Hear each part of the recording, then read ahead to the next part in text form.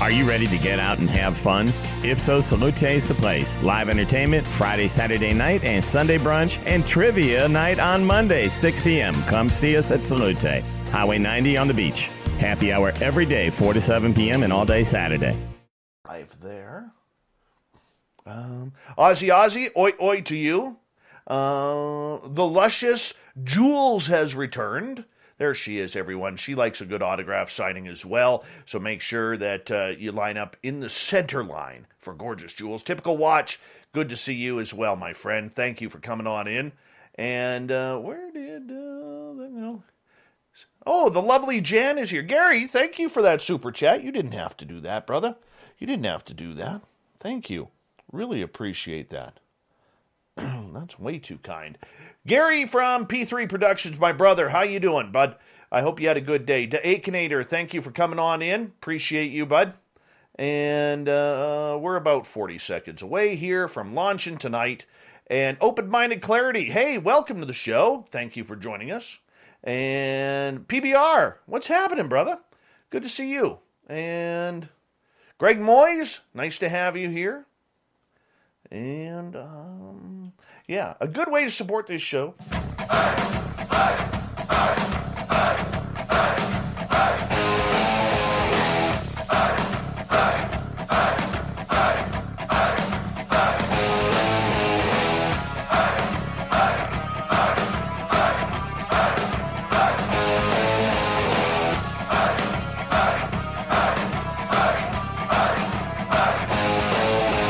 From the mountains in central British Columbia to you listening around the world, this, my friends, is Spaced Out Radio. I am your host, Dave Scott, sitting in the captain's chair of SOR headquarters.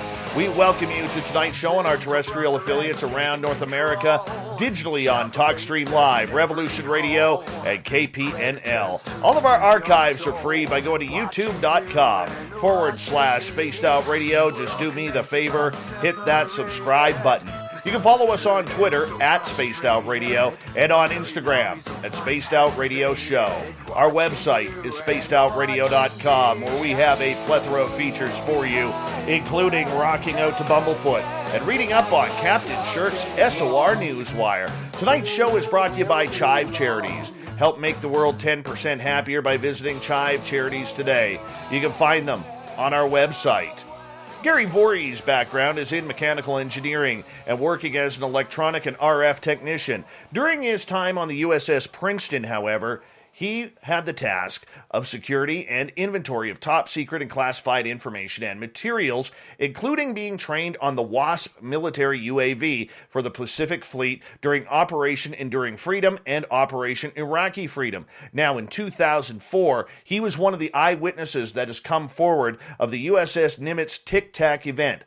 The Nimitz UFO incident was a radar visual encounter of an unidentified flying object by U.S. fighters of the Nimitz Carrier Strike Group. The encounter also included an engagement with the UFO by the commander of the Strike Fighter Squadron 41 and his weapons system officer. And tonight we're going to get really into UFOs. Why?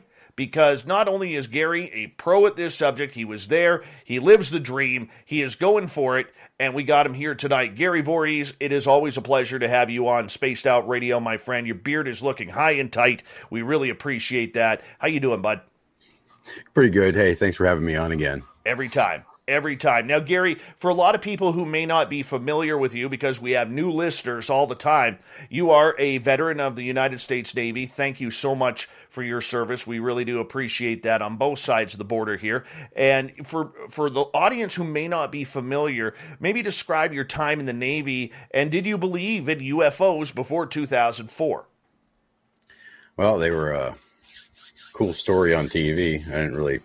I guess, skeptical believer, which I remain to be a skeptical believer of everything. But no, prior to my time in the service, I generally just didn't even really think about it, other than, they were cool TV shows when they came on, like, a lot of the TV shows you grow up with that are just, media, Hollywood style deals. You never know how much truth is behind it. There's always a little grain, but other than that, my time on the ship was, I used to work on the mainframes for all the weapon systems for the Aegis weapon system. So I worked on all the computers, the consoles up in combat or CIC that everybody sees. That's where in the movies when you're sitting inside, when they're sitting inside and they got all the important people yelling about what's going on outside the ship, and all the big screens and everything. That's combat. All those screens are ran by my systems, and used to have to take care of them on a regular. So when we started tracking those objects back in 2004, it was at first kind of benign, and then it started getting exciting until finally I got to see the intercept video, and it just kind of blew my mind at that point. But and then we didn't talk about it for a whole long time, and then the New York Times kind of blew it up, and it's kind of gone crazy ever since then. Why didn't you guys talk about it? Was it just protocol, or was it just something that, this is one of those things we probably should keep our mouth shut on? Well, that's probably a little bit of both. I mean, you still hold a top secret clearance, so you don't really want to say anything you don't know is cool to say. You still have a sense of duty, a sense of honor when it comes to, keeping our nation's secrets. To a certain point, and we'd all been, some of us lost jobs over it. Luckily for me, I've never been in a situation where it really affected me work-wise. For me, it's just, became an obsession to learn physics, engineering, try to educate myself as much as possible to try to figure out exactly what it is I saw and how the heck it could do what it did. For me, it ended up being a positive thing. But for a lot of the guys, if the pilots actually came out and just started talking about this publicly right off the bat, they would have been a one-way ticket over to, to medical to go talk to psych. Flight status revoked. The upper chain of command. You don't want to be the captain that tracked little green men flying across the screen. So nobody wants that. That stigma attached to their career, especially if they're going to be a career military. Luckily for me, I did my my 6 active and my 4 inactive. Or actually, I did about a year and almost 2 years of active reserve, and then went inactive. But nobody talked about it. Every once in a while, I'd talk about it with somebody that was a close friend or something, and you'd always get the kind of, well, that's a crazy story, and I believe you believe something happened, but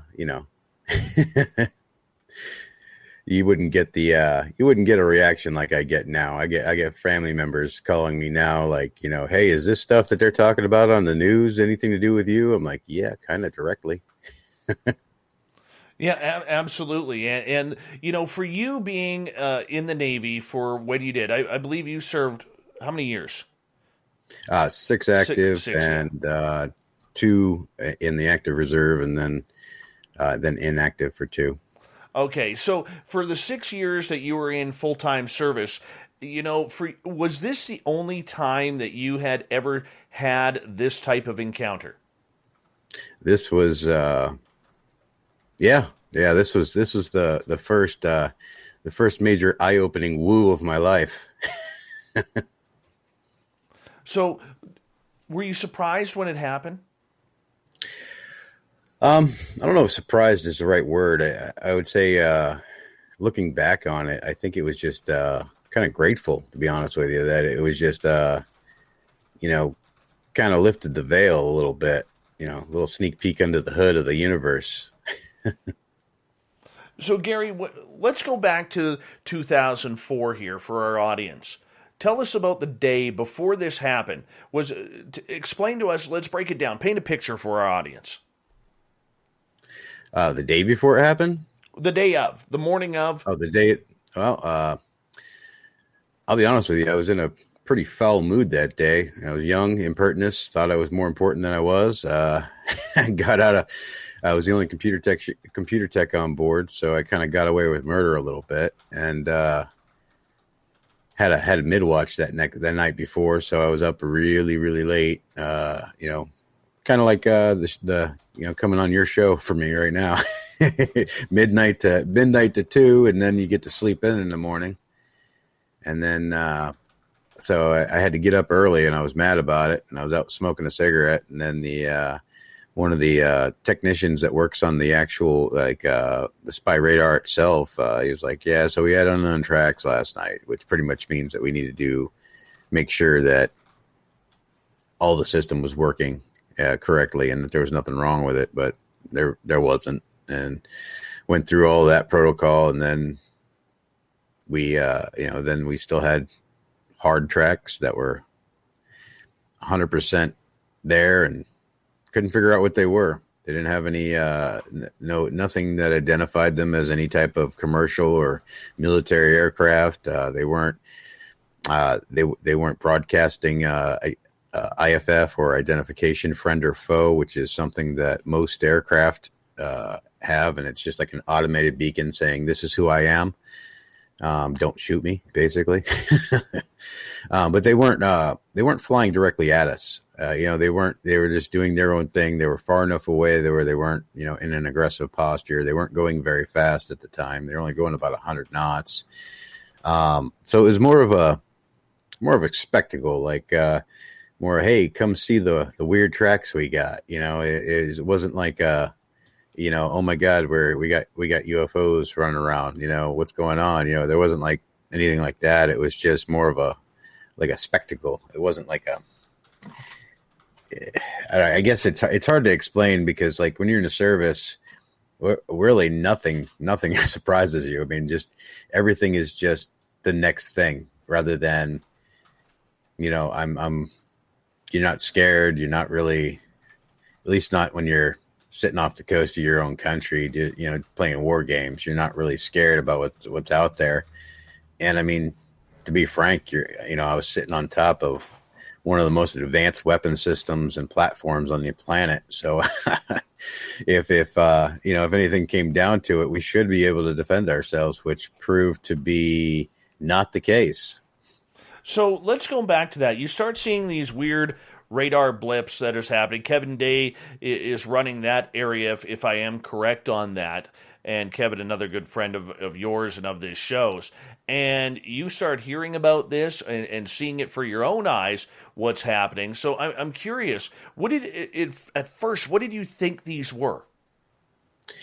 I didn't have any idea what they were, because they were going so slow. I always identified like UFOs with things that moved incredibly fast, or or just sat above your head. I didn't really associate with them with doing 100 knots. Kind of basically just moseying on with no purpose or no discernible purpose.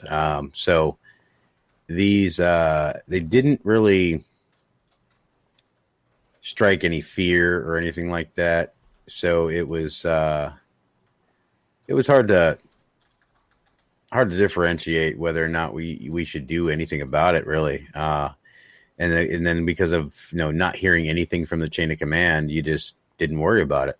It's when the chain of command starts getting nervous is when you start freaking out. And we never had that. The captain never addressed it, or even our division officer really didn't address it. So the officers just are pretending like it just didn't exist, just like, okay, well, we see them. That'll be all, all right, roger that. And then, so we just kept looking at them. And then of course I was playing the sneaky Pete game, where I'd go up there and look at the bearing and elevation and try to go see them through the big eyes, if depending on who was on watch up on the bridge. Because depending on who was on watch was whether I was going to get out in that bridge wing or not. Ironically, Sean Cahill, which is now, definitely entrenched into this whole business now. If he was on watch, I never went near the bridge. We didn't get along. No way. Yeah, we didn't get along very much. He was the chief master at arms on the boat. He was lawman. And now look at him. He's got great hair and a fantastic beard. He has epic hair. Totally we were just does. talking about that on Twitter not a while ago, and I got the privilege of sitting next to him on the Catalina Island ferry, and should have seen that epicness blowing behind him. I could just imagine. I think that is like the muse for like a singles online website. You know what I'm saying? Yeah, no kidding. The Fabio of UFOs. Oh yeah, you got that total Fabio of UFOs, total Fabio. But I want to ask you in regards to this incident. When did it start hitting the fan that you guys were dealing with something that was a little abnormal? I think it was when right after the intercept, or because most of us weren't aware that the intercept was going on. Only those that were in combat right at the time, because how it basically went down is they went to go do training missions, and Kevin Day was like, well, we're going to be training in that area, so we should probably know what's going on there and find out what these things are. Convinced the captain to do go ahead and do an intercept, and then all hell broke loose from there. That's when Commander Fravor and his crew, the Black Aces, they got up in the air, and they went and did the interrogation. And this guy's got some brass ones. Let's go dogfight a unknown object with no missiles, no weapons, and then try to fly against one. And it didn't work out so well. But I'll tell you what, he's got a pair to even go anywhere near this thing. So, my hat's off to that gentleman. Looking around the crew, I mean, on your ship, there's how many people? 150? 200? We had a complement of just under 500. Okay, so out of those 500 people, how many would know what's going on at that moment?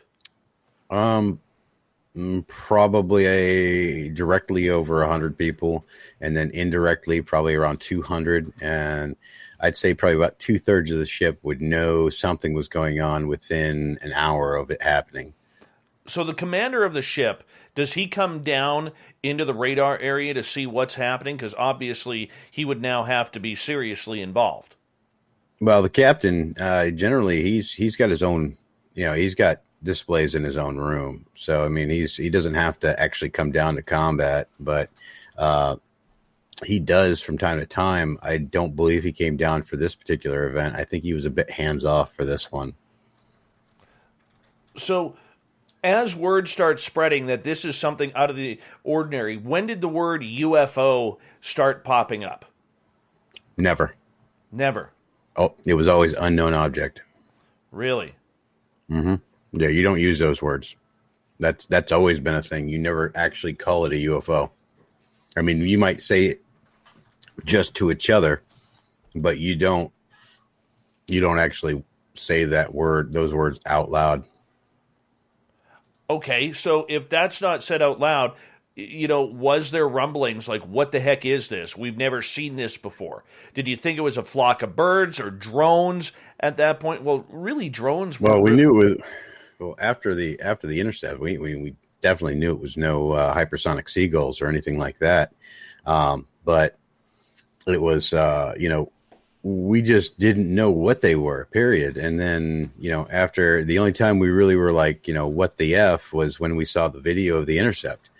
Because, I mean, here we are, we're watching this craft that's colder than the air around it with no engines, no wings, no propellers, just do these crazy aerial phenomenon, and couldn't figure out exactly for the life of us exactly what the heck we were really looking at. And that's when your blood you get a little tingly and you kind of get a little numb in the head when you're watching that video. And, I mean, as crazy as that video was just for everybody to see, it was even crazier when you got to see one in twice the resolution and quite a bit longer.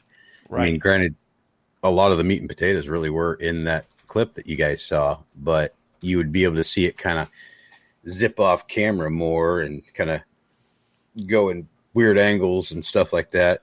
but there wasn't, all the him flipping through the different settings is actually pretty important because it goes through the different camera settings, that the FLIR offers, and it gives them metadata for each time you flips.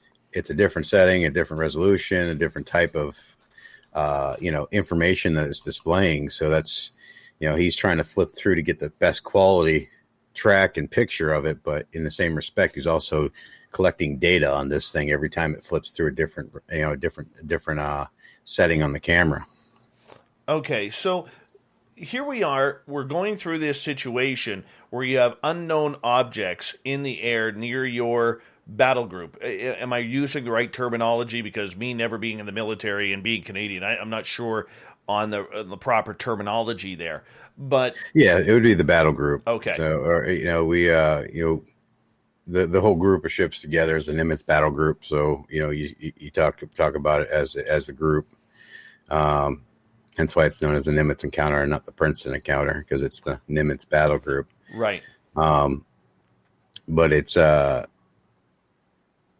it generally, until because the one thing that I have to make clear about these objects is that they never made any hostile acts towards the ships. They didn't react until they were interacted with. So our planes went out to them, and then they reacted to us.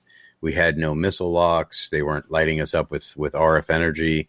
So when a targeting system targets the ship or it targets one of the planes, it'll, generally modern systems now use some type of, radar or high intensity RF beam to, to highlight the target for their weapons, weapon systems to lock on.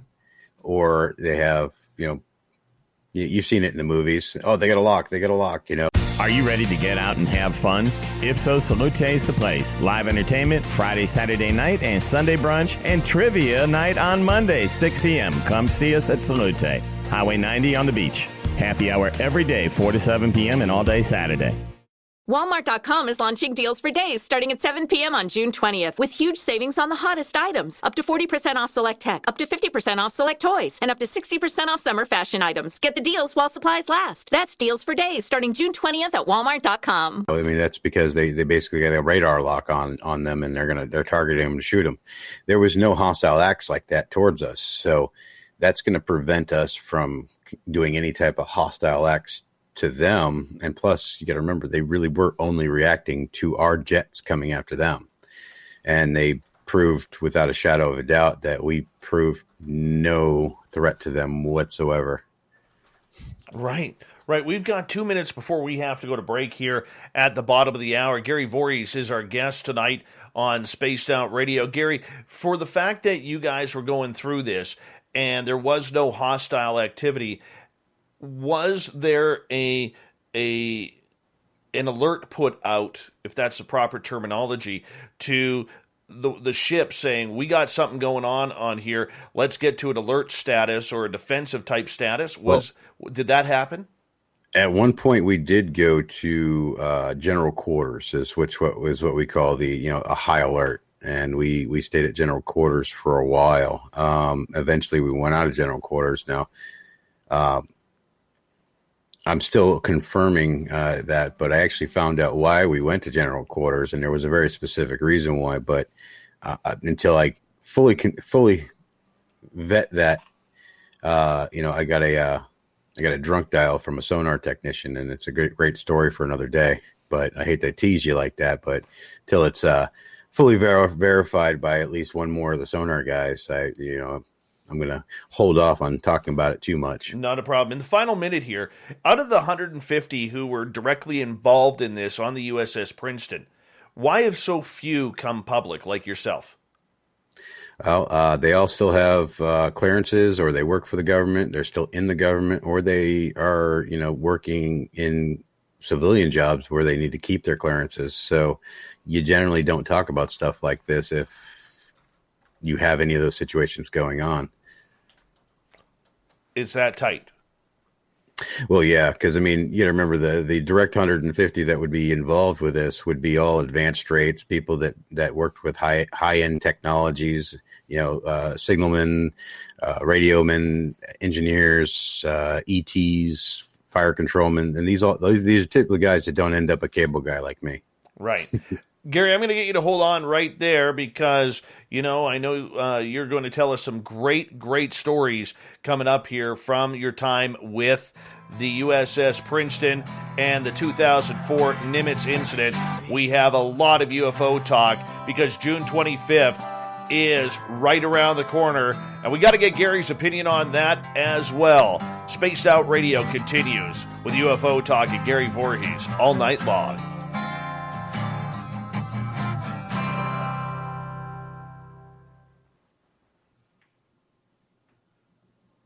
We're clear. Remember, our YouTube audience can hear us, okay? Roger that. Yeah, man. Try to keep the cussing to a minimum. Yeah. Got to be a good representative of UAPX. Yeah, we'll get into UAPX. Shit, I forgot, I'm not worried about it. Forgot to mention contact that half hour. I'll come out of it, mention contact here. Damn it.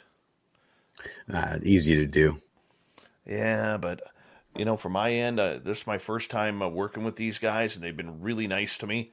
And I want to make sure that I pump them as much as possible. Yeah, I'm still working on my individual presentation because I'm rolling solo on it. Yeah, I would love to. I wish this was in person, man, because I would love to be down there for this. Yeah, I hope next year goes back to that we kind of go back to normal with because there's certain ones I don't mind going to, and I would love to start doing some of these, like meeting all these people that, we talk to on a daily basis via the internet, Yeah. I can try and get you in with Lori and Fenton for UFO Con in San Francisco. That's where we made our debut as a UFO MegaCon with her and Bob back in the day. Yeah, that was at in Laughlin. Laughlin, yeah. Yeah, well, Lorian does a great... I know her pretty well. Yeah, I love Lorian. Yeah, she's a sweetheart. Yeah, she works too hard though. Way too hard. Way too hard. Uncle Dale and his power stash want to know where you found such a cool microphone. This is the HyperX something or other, but basically I went on YouTube and said, what is the best stuff for doing a YouTube channel, and they said this was not bad or good, and apparently it sounds great because I've had great reviews about how I sound over it. Yeah, you sound beautiful. It's got a nice dulcet tone. Dulcet. Yeah. We don't get to use the word dulcet around here very often. I've actually never heard of it. I will be looking that one up. Yeah, it's very smooth. Very smooth. You are the UFO Barry White with that microphone now. Well, I've been told by the people that I got a radio voice, but I don't hear it. But I guess you wouldn't if it's your own. You totally do. I can say that professionally. Hold on, I gotta pick my teeth here. I've never spoken to Ryan Graves. No. We'll get into the pilot thing because I know there's a little bit of not tension, but a little bit of distance between. It's just there's because we'll get into it then. But, I tell you what though, I am surprised at one of her first interviews that Alex Dietrich goes on with Mick West. I am. Yeah, I haven't seen that whole thing, but I'm definitely going to watch that. I am blown away by that. Like talk about coming out of the shadows and going right to the wolf himself. I think that's a rite of passage for anybody that's new into the witness encounters. Yeah. for anything. You haven't been on UFO Twitter unless you've been in a circular argument with Mick West. Oh yeah. Yeah. Here's the circumstantial evidence that I have, Mick. But we're not going to talk about that. We're just going to keep asking the same question over and over and over. I hear you. I like the guy, but I think he purposely messes with people. I think so. I think he enjoys being the heel. Yeah. Yeah, I think there is something to that statement, is because I get from him, I don't get a stupid person at all. and so, I mean, he understands fully what he's doing. So, I mean, take that with some word of advice with anybody that really wants to argue with him. I think he's just trying to, get you to, say that classified information so he can verify stuff. Mm-hmm. So kudos to him for trying to stress us out. Yeah. Right. Doesn't really work with me though.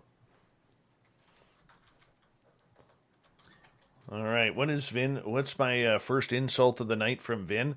Where is it here? Where'd it go? Dave always dresses like a 10-year-old that found $100.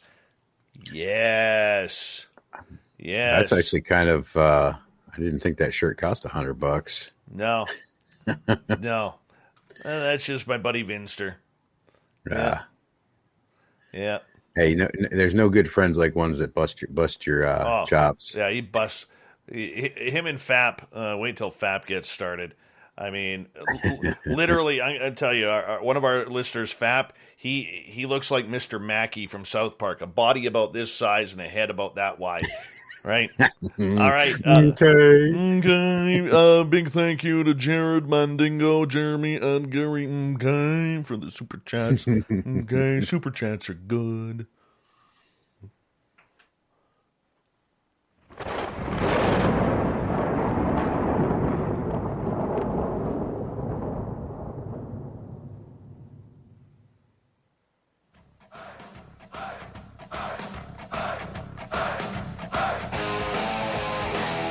Second half hour of Spaced Out Radio is underway tonight.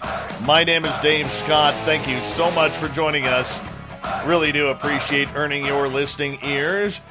Want to remind you that if you missed portions of this show or others, check out our free archives by going to youtube.com/Spaced Out Radio. Do me the favor, hit that subscribe button. Our website is spacedoutradio.com, where we have a plethora of features for you, including rocking out to Bumblefoot and reading up on Captain Shirk's SOR Newswire. Follow us on Twitter at Spaced Out Radio and on Instagram at Spaced Out Radio Show. We continue on tonight beyond the Nimitz with Gary Voorhis, who is on the USS Princeton. When the Tic Tacs arrived, they came, he saw, and now he's in UFO land. And a big part of UFO Twitter on Twitter. Gary, welcome back. Really appreciate it, man. Hey, man, anytime you ever want me on, I'm always going to be here. Well, you know what? We love it when you are, man, and we got to do this. I'm just waiting for this June 25th thing to come up. But before we do, I do want to mention that Gary is going to be speaking at Contact in the Desert, the virtual conference, in about a week's time here, and he is going to be speaking about the Nimitz incident as well as other UFO stuff. All you got to do is go to contactinthedesert.com and buy your virtual ticket. You can tune on in to some really brilliant people who will be speaking throughout the week, right through next weekend. It's a great, great event, and it falls right on June 25th when the UFO report. I can see Gary at Contact in the Desert, literally half the people speaking, having to rip up their speeches and testimonials and their PowerPoint presentations if crap hits the fan with June 25th. Yeah, it's gonna be pretty awesome. There's a lot of great speakers. There's a lot of people I'm looking forward to personally. Some people that I've actually read their books, and I'm a big fanboy of. So I can't wait until I get up there and do this all in person. So I hope next year that we definitely do it in person. But for now, to stay safe and make sure everybody stays safe, we're going to be online. So. I look forward to going through, what I've personally gone through since the Nimitz encounter. I'm going to do basically just a quick overview of the encounter for any of those that hadn't actually heard it or lived under a rock in the UFO community. And then I'm going to go into basically what I've personally been doing since then. And how it's affected me, how I've thought, how has it affected my life, my relationships, even some, just my entire identity. Because right now, the only reason you're even having me on on this show is because I happen to be the one guy that was on a ship somewhere that saw something kind of cool. I mean, that's my claim to fame, is I saw something. That's it. So I just thank everybody for their support and interest. Well, you know what? We're glad to have you here, too, and I think you're one of the real down-to-earth guys when it comes to this. Getting back to the Nimitz incident, you know, after it happened and you guys had a chance to relax, was there any debrief on what happened and what you guys saw? Not for me. I was a small division. I was, there was only 3 of us. Generally, we had a pretty laid-back demeanor about everything. You know, I heard from another chief in another division that it was spontaneously forming ice in the atmosphere, and I'm like, that's funny. Ice can fall faster than gravity. That's amazing. Yeah, spontaneously moving in right directions and going hypersonic speeds and out maneuvering jets. Yeah, that's some pretty serious ice, man. Got to watch out for that stuff. At UFOCon in San Francisco back in 2020, I got to go one-on-one in front of the audience with Kevin Day. And Kevin actually got pretty emotional over the subject about how it affected him, because he was the one, I believe, who scrambled Commander David Fravor and the other fighter pilots to this area. And, you know, he was describing that this craft literally went from about, 40,000 feet down to sea level in less than 1 second. I think it was like 0.872 seconds. 0.073 seconds. Yeah. Yeah. I mean, that's incredible, and it affected him emotionally. And that was probably, like, he actually choked up when we were talking about it, because he just said, this is, 20 some years of holding this in and not knowing what was going to happen. And now he talks about it, that there was a little bit of fear involved. Even though you guys were combat veterans, and you've been in war zones, this was something completely different and completely out of your hands. Yeah. It's one thing to launch a Tomahawk missile from 3,000 miles away and know that, you're affecting, hundreds, if not thousands of lives, which, that weighs a lot on a lot of us that served, luckily, we didn't have to be on the front lines, which I couldn't even imagine what those guys go through. Because, I mean, just losing somebody at sea, launching, I can't even tell you how many Tomahawk missiles we launched. It was ridiculous. I mean, when you think about the loss of life, that affects me more than this UFO incident did.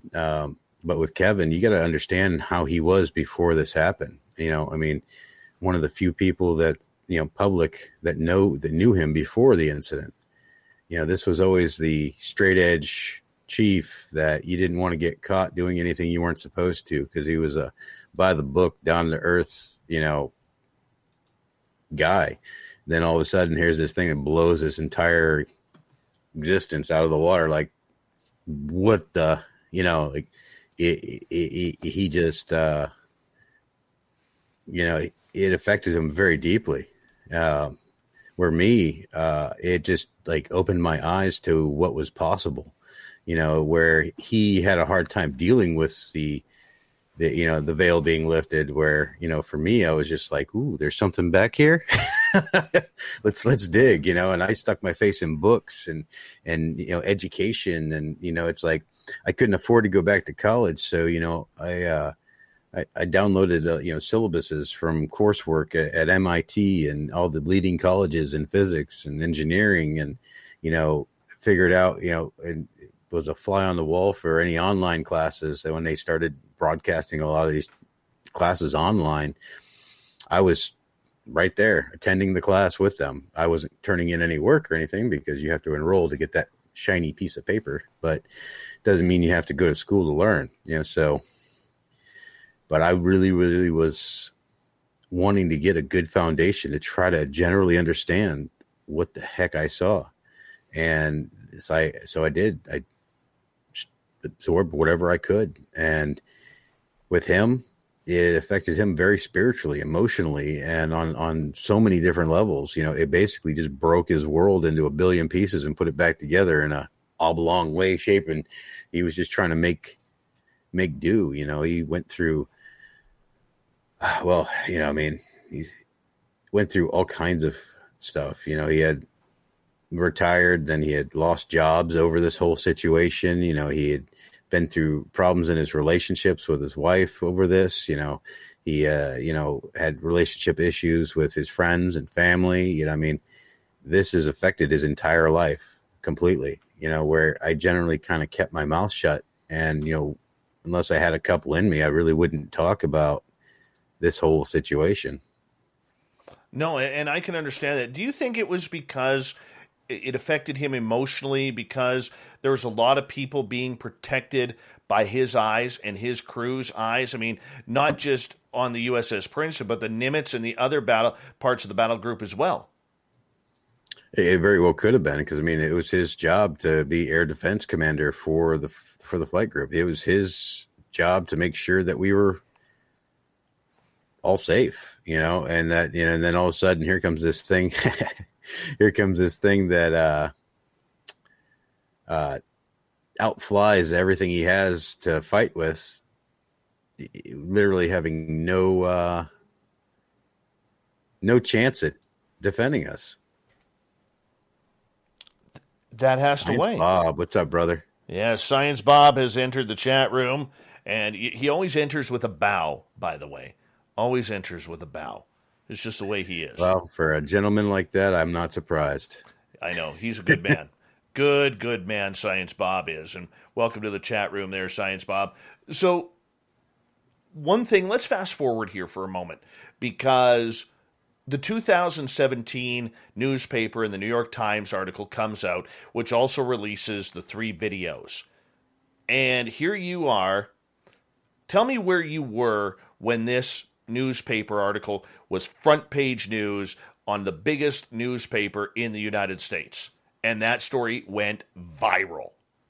I was absolutely clueless until at the end of 2018 when I was called and told about it. It may surprise everybody, but I don't subscribe to the New York Times, and I didn't hear about it except for after Commander Fravor had gone public about it, and I didn't know about that either. And then Chief, Senior Chief Day, or Kevin, as everybody knows him now, he called me up and he wanted me to talk to this guy, Dave Beatty. I'm like, who's this guy? Why does he want to talk to us? I was a little like, all right, Chief, but hey, what's going on? And then he filled me in on the New York Times, and I was like, I kind of went a little numb. Like, what do you mean they had an article about it? That should all be classified. They shouldn't be talking about that. That was my initial reaction. And then I said, well, I got a family, I don't need any trouble. So, I can give an off the record account to this guy. But, other than that, I'm until I verify that I have no legal obligation not to talk about it, I'm not going on the record. And they're like, yo, that's fine. And then I talked to Dave Beatty and gave him, and I talked to I just completely brain farted on the organization that did the analysis of the Nimitz encounter, the Science Coalition, the SCU.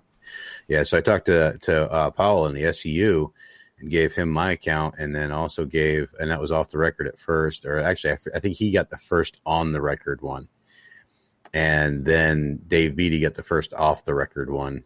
But I went and talked to some of my old shipmates and found out that, we didn't sign any non-disclosure agreements, that the only thing I signed was just a release for the tapes, and that's it. So I was like, all right, I'm good to go until somebody knocks on my door and says, hey, it's a good idea for you to stop doing this, or else I'm in.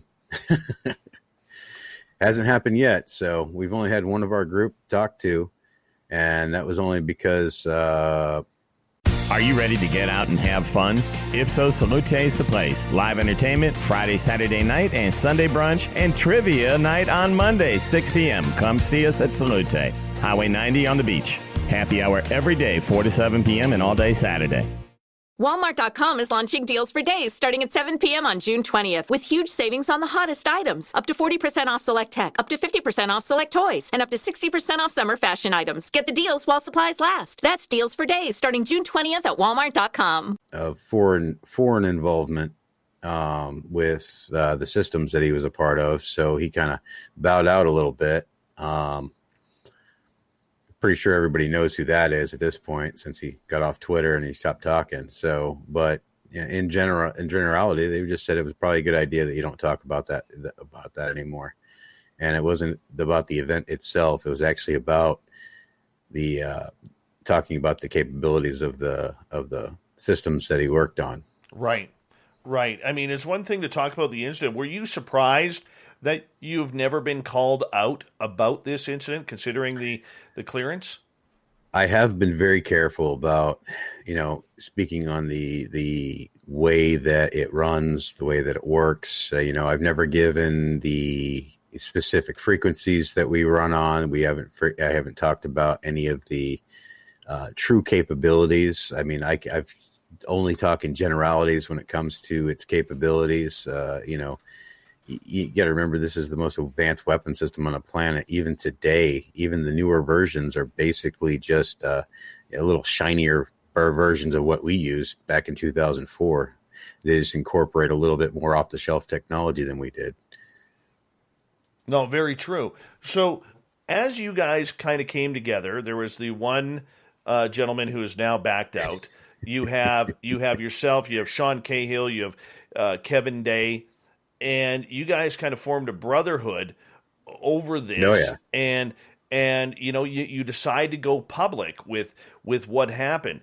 In the meantime, there's another factor to this, because Commander David Fravor comes out publicly with the Stars Academy. Now we know Alex Dietrich. She was the voice behind the anonymous video of her speaking about the engagement.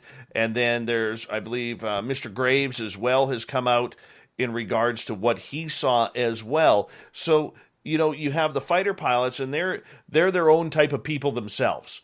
Oh yeah, definitely. That's definitely a tight knit group there. No, we generally haven't worked with any of the pilots yet.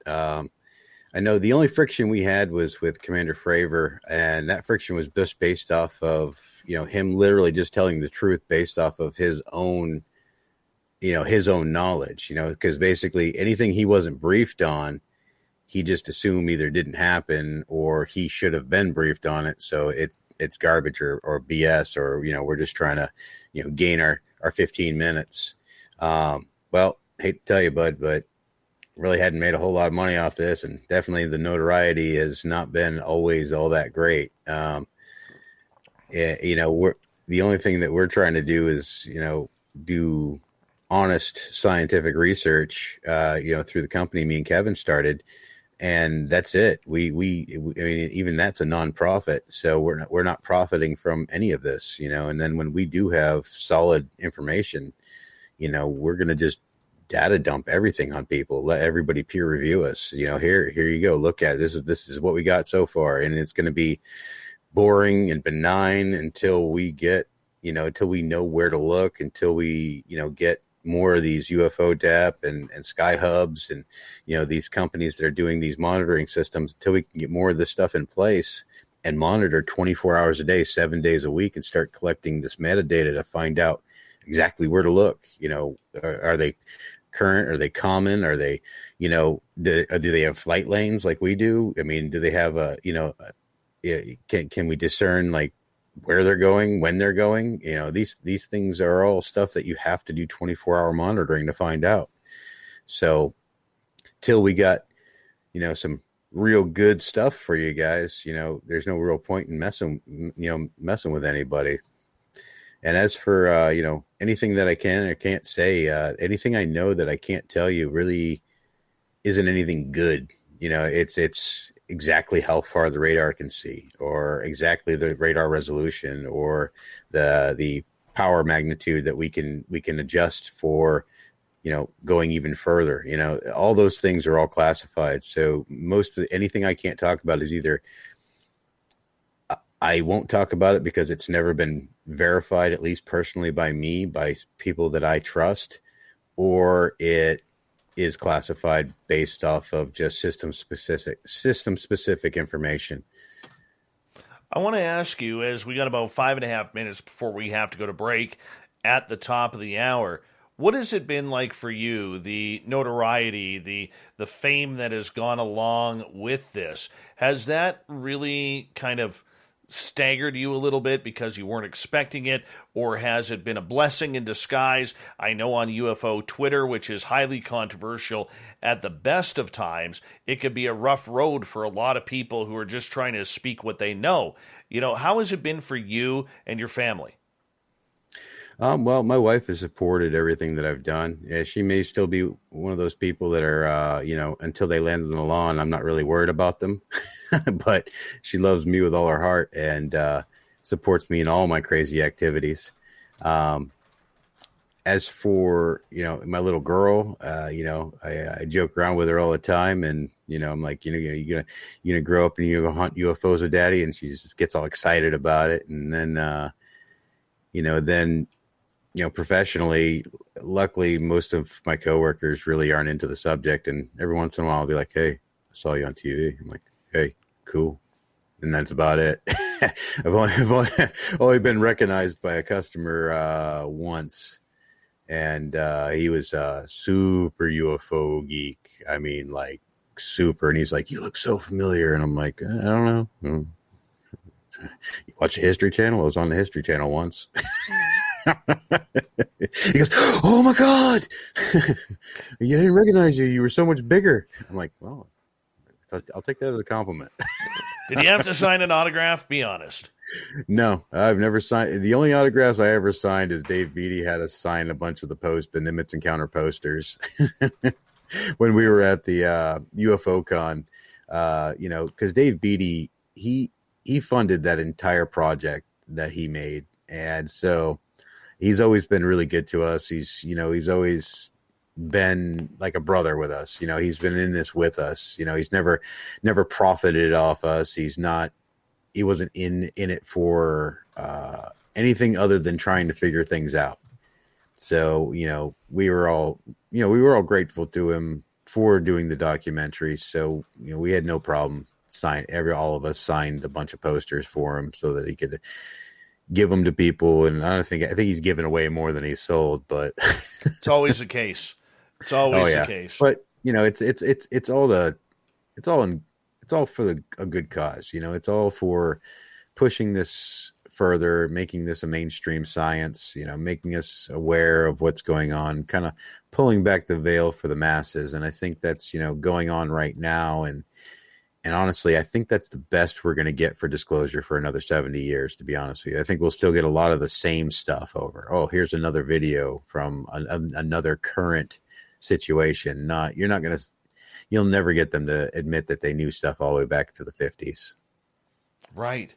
I mean, that's just eerie, man, because, we'll get into that debate here in a little bit, because that is actually one of the biggest parts of my questioning of this entire field and how it's actually being covered. And I don't like it. I think the mainstream media isn't doing any service, but we could get into that for a little bit. But for most of all, you said earlier that, there's been some ups and downs, especially on the social media side of this entire genre. And for people out there who don't know, who have a mild or major curiosity about this, stay away from UFO Twitter. Gary, I think you can agree with me on that. It is dangerous there. It is dangerous if you don't know all the players and who to talk to, because you got to remember, it's like, I think I'm one of the only people that don't have an alter ego on Twitter.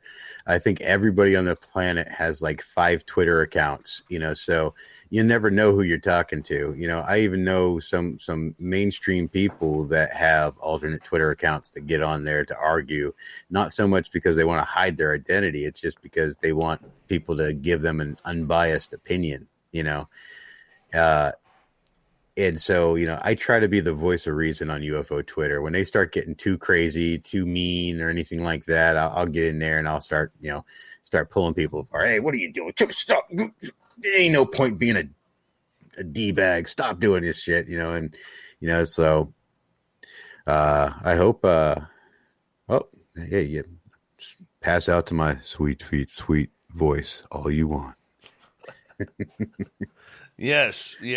But I understand that is we got about 30 seconds here, but do you ever just say, you know what, I've had enough of this crap. Don't need it in my life. Yeah. Every time you don't see me on there, I'll go 3-4 days or even sometimes a week and I won't get on there just because it was like, I got 400 messages. Okay. I'll figure that out later. Right. ain't got the energy for that tonight. Yeah. Then all of a sudden you get a stupid signal message from me. Hey, your beard looks exquisite. And he'll be like, shut up, Dave. Shut up. Really? Do I need that at this point? I'm stressed right out because of UFO Twitter, and now you're going to comment on my beard. Yeah, that's me. That's the thing is I don't get stressed out by it. I just, it just does take energy. And because it's like, I don't want to get on there and give somebody a garbage answer unless it's like at least witty. I hear you there. Gary, I'm going to get you to hold on right there because we are going to go to break here at the top of the hour. Gary Voorhis is here. He'll be speaking at Contact in the Desert's virtual conference next week. Go to contactinthedesert.com. It's going to be worth it for you, I promise you. And we'll be back more Tic Tacs, UFOs, the United States Navy, the secrets, and everything that goes along with it. Along with his agent, little Davey Altman. There he is. Yes, we'll be back. I'm going to take a 2-second break. I'll be back in a couple seconds. Just mute your mic. I'll be right back. All right.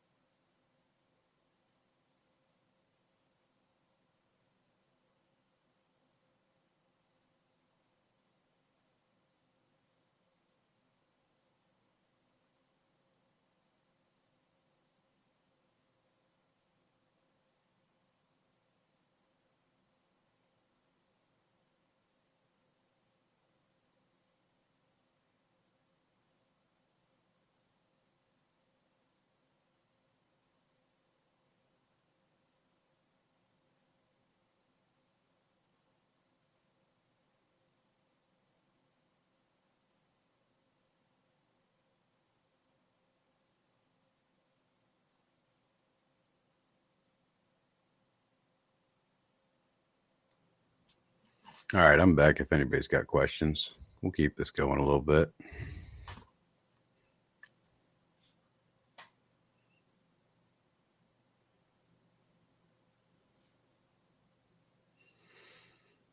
All right, going back up a little bit, see if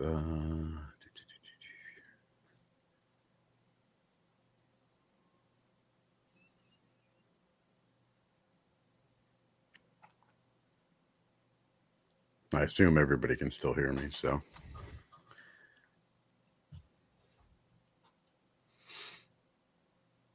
No, thank you for saying I'm normal.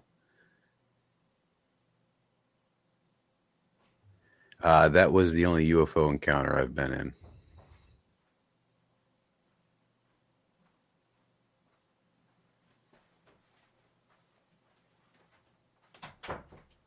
We could be partially engineered. We won't know until we unlock our entire genome and epigenome. All right, I am back. There you go.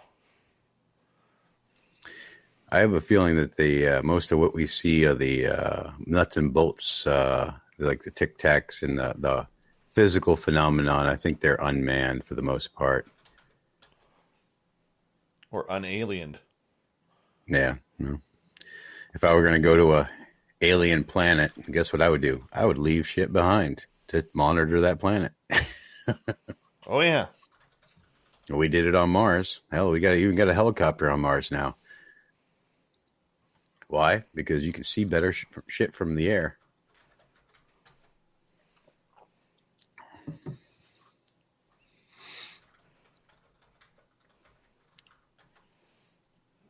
All right, we got about a minute and a half here, bro. Roger that. Yeah, it's already dark as heck here. It's that was a nice picture, eh? Yeah, that was pretty good. Yeah, man. Unfortunately, my phone doesn't do it justice, but it's still quite bright out. Yeah, it won't get, like, even at 11 o'clock, it'll just start getting dark here. Well, you're pretty far north, though, so, I mean, that's kind of how it goes, huh? It's kind of cool. You get to see the Aurora Borealis? Sometimes. Sometimes. I haven't it's on my bucket list. I haven't seen a good one in a while, but, like, I think it was, like, 2018. Literally, it was, like, right over top of my house, dude. It was incredible, and it was in the fall in October, and it was like every color that you see in the photos was right over top of my house. Wow. That was the greatest I've ever seen them, and I would love to see that again. Totally love to see that again. I think Iceland is supposed to have some of the best viewing. Yeah, Greenland and all. Yeah, Greenland, Iceland, that part of the world. But, you know, I'd love to go somewhere where it's just like, you know, in your face. I want to feel that energy. I want to see it. That's on my bucket list. It's unbelievable, honestly. We got 20 seconds. Thank you to Science Bob, Jared, Mandingo, Jeremy, and Gary for the amazing super chats. It really helps support this show. If you're new, do us a favor, hit that subscribe button, ring the bell. We are here 7 days a week, starting at 9 p.m. Pacific, midnight Eastern. Here we go with hour number 2, everyone.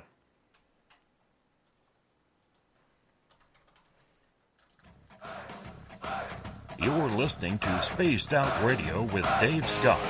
Follow Dave on Twitter at Spaced Out Radio and on Facebook, Spaced Out Radio Show. Here we go with hour number 2 of Spaced Out Radio tonight.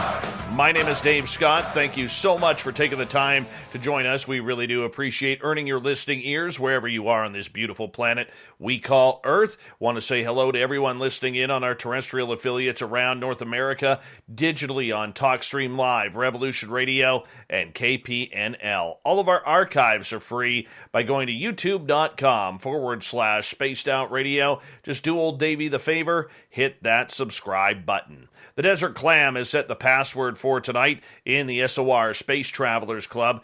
Gamanesque. Gamanesque is your password. Use it wisely, Space Travelers, as the Clam sets the password each and every night right here on Spaced Out Radio. Our website is spacedoutradio.com, where we have a plethora of features for you, including rocking out to Bumblefoot and reading up on Captain Shirk's SOR Newswire. Follow us on Twitter at Spaced Out Radio and on Instagram at Spaced Out Radio Show. We continue on tonight with Gary Voorhis. He was on the USS Princeton during the Nimitz 2004 Tic Tac event, and this one is a great story. If you want to learn ufology, this is where it begins in the modern era of it all. Gary, welcome back to the show. Hey. Always happy to be here. Yeah, we want to mention that if people want to hear you speak, you will be at Contact in the Desert next week. It's a virtual conference that anybody can attend from their home by going to contactinthedesert.com, picking up your virtual tickets. It's going to be a great event. I'm really happy to have you speaking there too, man. I mean, I think you're going to add to that already impressive lineup. Yeah, I think everybody's going to really enjoy the military panel that we did. It ended up coming out very well, and we had a real good time doing the panel because we had me and Jason, and we had one of the gentlemen from the 2015 encounter that actually he wrote a book that I actually just got in the mail. I knew right before this, I was like, you know what? I need to queue up stuff so I don't forget it. And then, I got all into making sure my lights look good and that my beard is trimmed up. And hey, you got to do that. You got to do that. Yeah. So I ended up making sure everything looked good instead of queuing anything up to not sound stupid. Well, we're glad you're here, man, and we're really glad that you are one of the few who has come out to share the actual true events of that. But I want to ask you about this, okay? Because modern ufology has really taken off since that New York Times article that broke out about the 2004 incident. And the mainstream media has really jumped on board with everything from 2004 going this way on the timeline. And they're not paying a lot of attention to what's happened in the past, whether it's the Phoenix Lights of 1997, whether it's Roswell back in 1947, and everything in between. What's your thoughts on the way the media has treated this subject? Well, if I got to hear the X-Files theme one more time when they do a segment on this stuff, I'd probably go out of my mind. But I mean, in the same respect, I also have to remember that, Are you ready to get out and have fun? If so, Salute's the place. Live entertainment Friday, Saturday night, and Sunday brunch, and trivia night on Monday, 6 p.m. Come see us at Salute. Highway 90 on the beach. Happy hour every day, 4 to 7 p.m. and all day Saturday.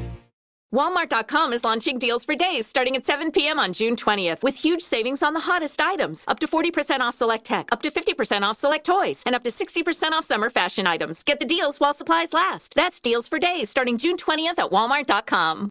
We already had the veil pulled off our eyes in the UFO world.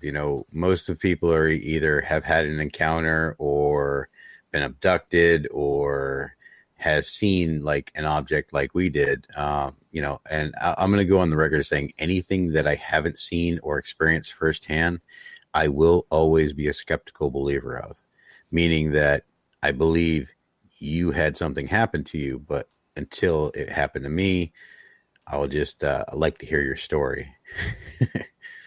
Yeah, and I understand that, and I appreciate that, and I know you kind of keep 1 foot in and 1 foot out of the UFO world, but the way the media has finally jumped on this topic as being something of credibility now that the government is talking about it, did you ever see after coming out in 2018 that this would blow up the way it has? Partially, and for a couple of reasons. I think that due to the fact that they have a brand new branch of the military that needs to be funded, Jason actually pointed this out. Space Force needs funding. What better way to get a branch of the service funding than create an enemy? So when you see these congressional reports and stuff like that, they're always from the point of view that this is a threat in our airspace that we can't control. So, don't get overly concerned with the way that they talk about them.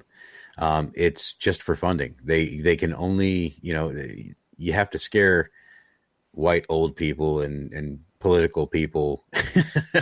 That's generally how it goes. You scare them, then they throw money. Anything here, make sure we're safe, and then of course, you have over 40 plus countries now developing their own space agencies. We're not the even the big dogs in a game anymore. We're just a big dog in a game of big dogs now. So now we have all the, we got Russia, China. China will basically say anything just to make themselves seem like they're ahead of us. I mean, they may be, who knows? But, any more cardboard cutouts or fake carriers, and we're going to have to start calling their BS. Oh, wait, that was North Korea with the fake carrier. My bad.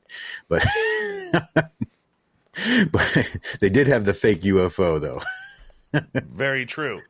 Very true. Yeah. So until we start seeing some proof behind some of these claims that they got going on, but I believe that Russia is probably just as far along with England and a couple of other first world countries. I think they're just as far along with their research as the United States is, and I personally think that it would be fine if they just said, look, we've got a ton of data on these things, but we still don't know what they are either.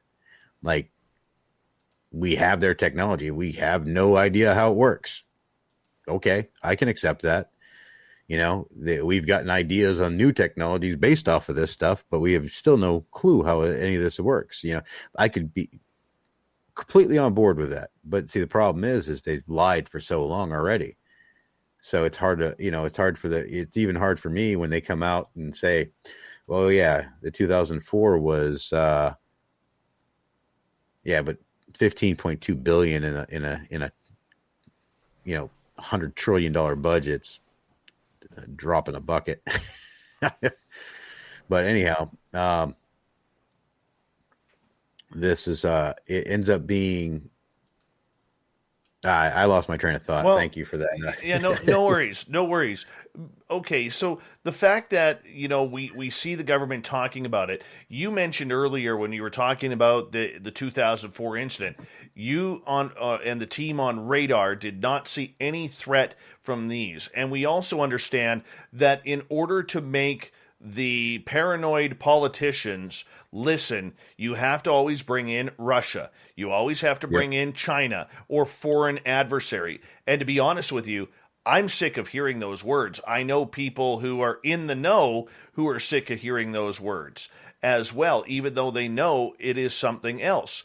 So at what point do you think we got to stop listening or speaking about Russia, about China, or any foreign adversary when it comes down to whatever these craft are, whether they're from space, whether they're from a different timeline, inner Earth, or time travelers from the future? Those are the only four options if it's not from here. Well, it could be parallel universe. It could be a civilization that came up before we did. We may not be the only civilization on this planet. They might have been so far advanced that we're just now getting to the point where we have technology to even acknowledge their existence. And we've only seen little peaks, like, people like Admiral Byrd, or, other people that claim to have been to mysterious advanced cities on our planet, So, I mean, there could be an entire civilization of humans that already live here, or humanoids that live here. We may not be the only humans or only Earthlings. So, Fab says $15.2 billion was Dave's Taco Bell order that he's still making payments on. Thank you. That's a whole lot of toilet paper. Can't get any because everybody stole it during COVID. Just saying that. No. Just saying that. Good. But well, I suggest a good bidet then. Yes, or a frozen lake in the wintertime works just as well. Hey, I'm not. Go ahead. But you get to the point, Gary, where the public here is trying to figure out what's going on. We have a media that's not really asking the right questions because, as I've said all along, they have been caught completely off guard by this story after making fun of it for decades. Yep. And I know that from my own media friends from when I worked in radio. I remember working in the newsroom, man, and we'd get a call in about a UFO. And it'd be like, oh, okay, what does it look like? Or were the X-Files called? Like, we'd make fun of those people. Oh, yeah. And that's the way it happened. Go ahead. Well, I think it's going to be a natural progression. It has to start with nuts and bolts. It has to start with real research.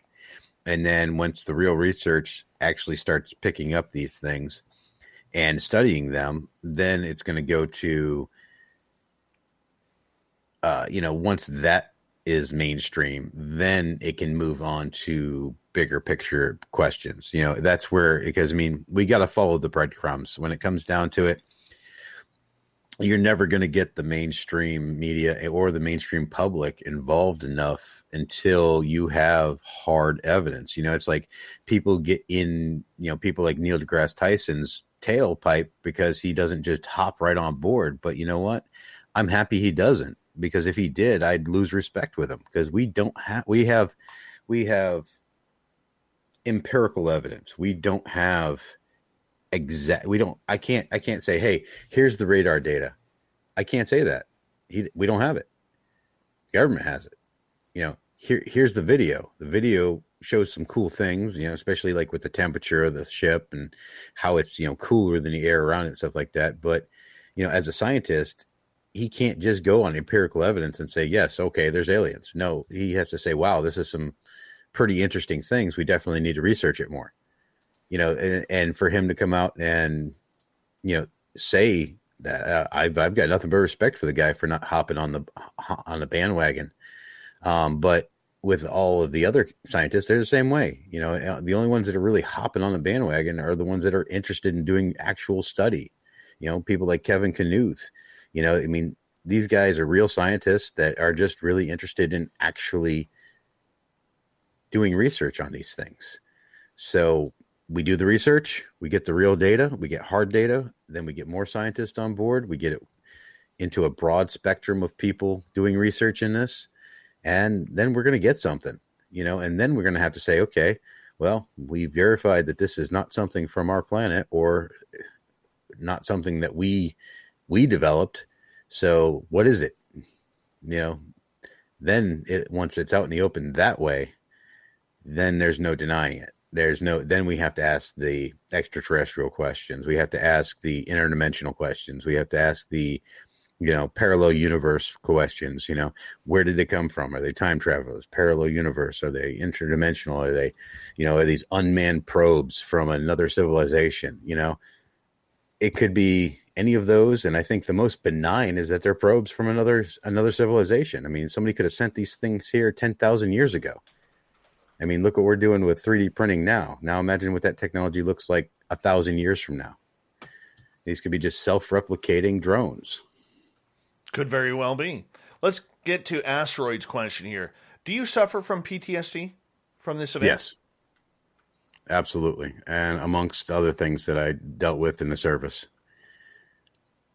What part of this, and if this is too personal, just tell me to shut up, but what part of this incident caused PTSD? The fact that the paradigm of my reality was fractured. Literally, I saw things that shouldn't exist.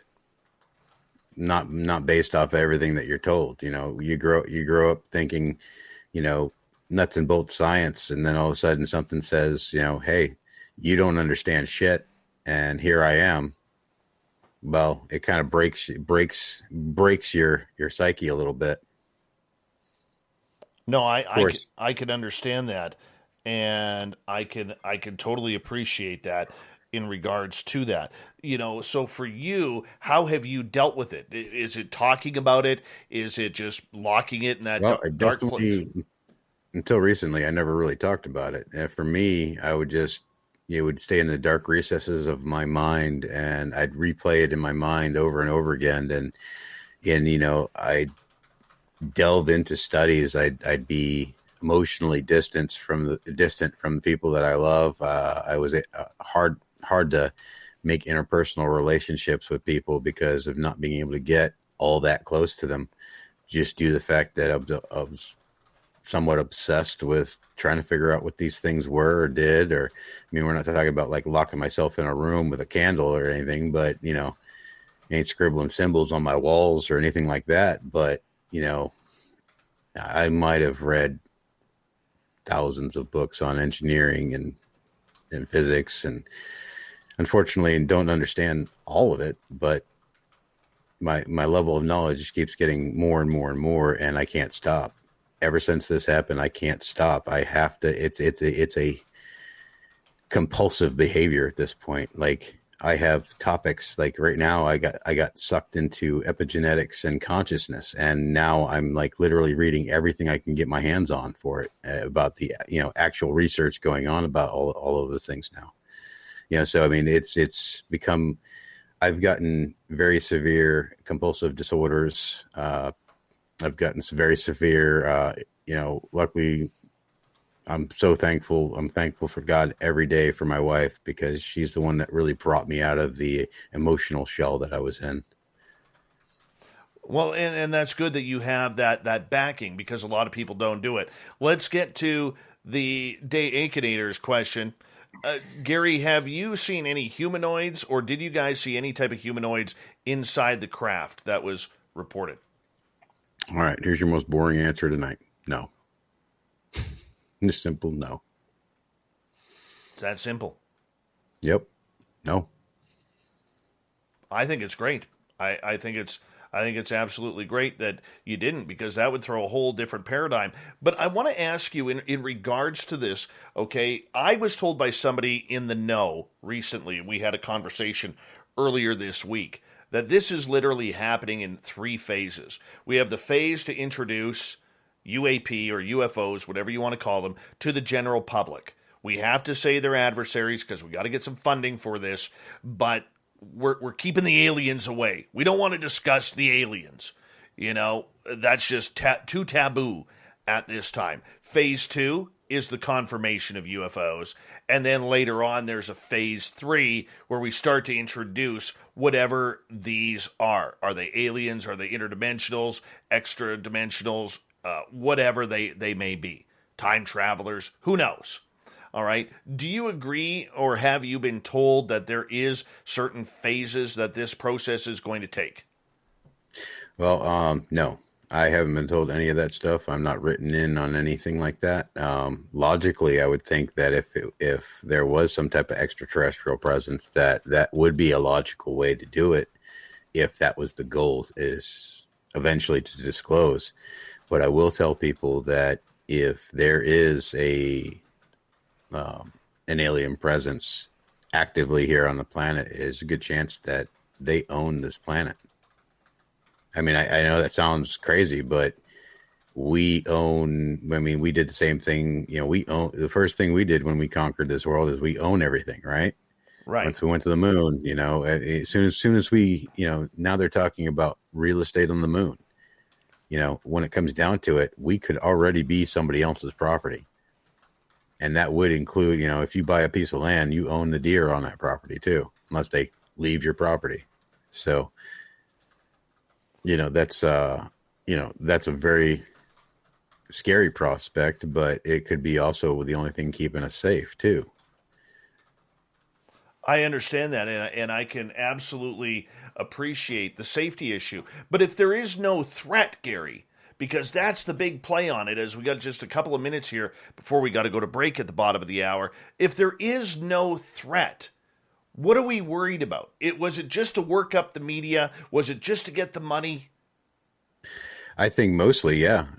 When it comes down to it, when it comes to government funding and stuff like that, it's always more money where there's a threat than there is, non-threat.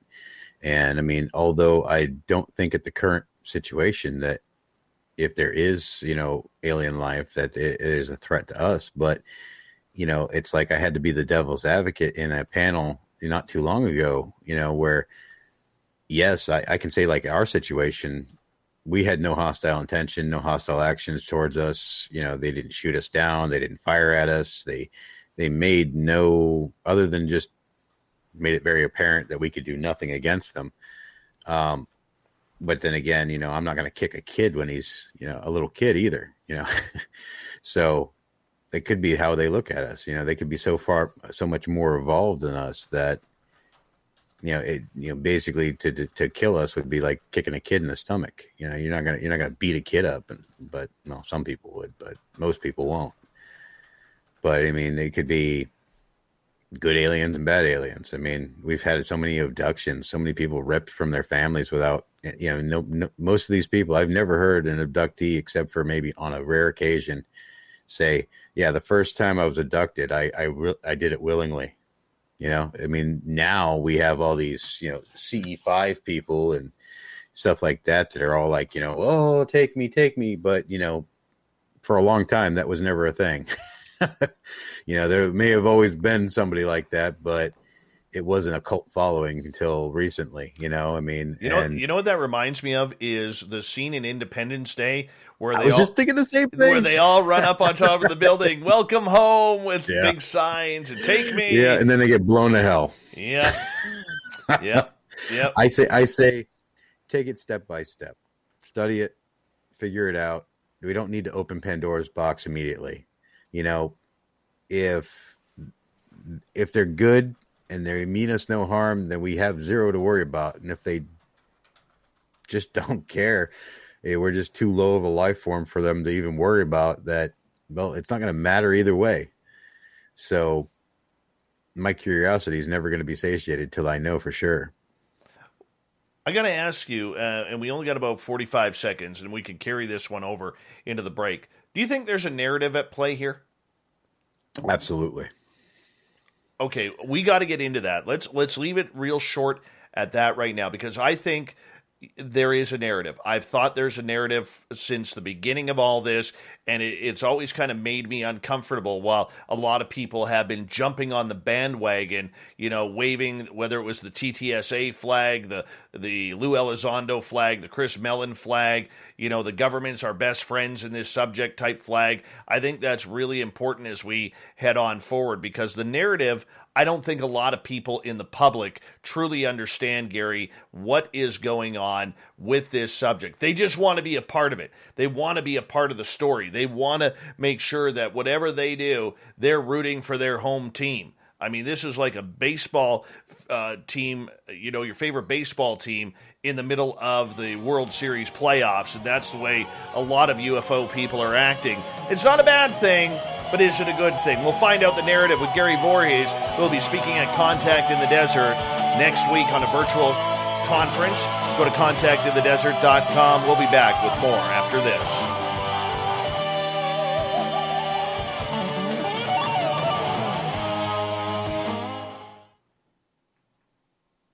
All right, we're clear, dude. Hey. Let's see. I think there were some questions in here. Some of these a little too wordy to try to read as we're talking. Yeah. Gary, without revealing, who do you know military pilots who have been abducted? Absolutely nobody. I don't know if any of them have been abducted.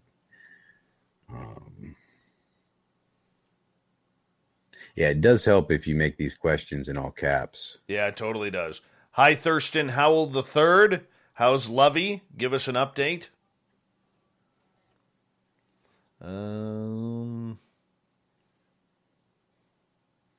Let's see here. Just looking for something good to talk about.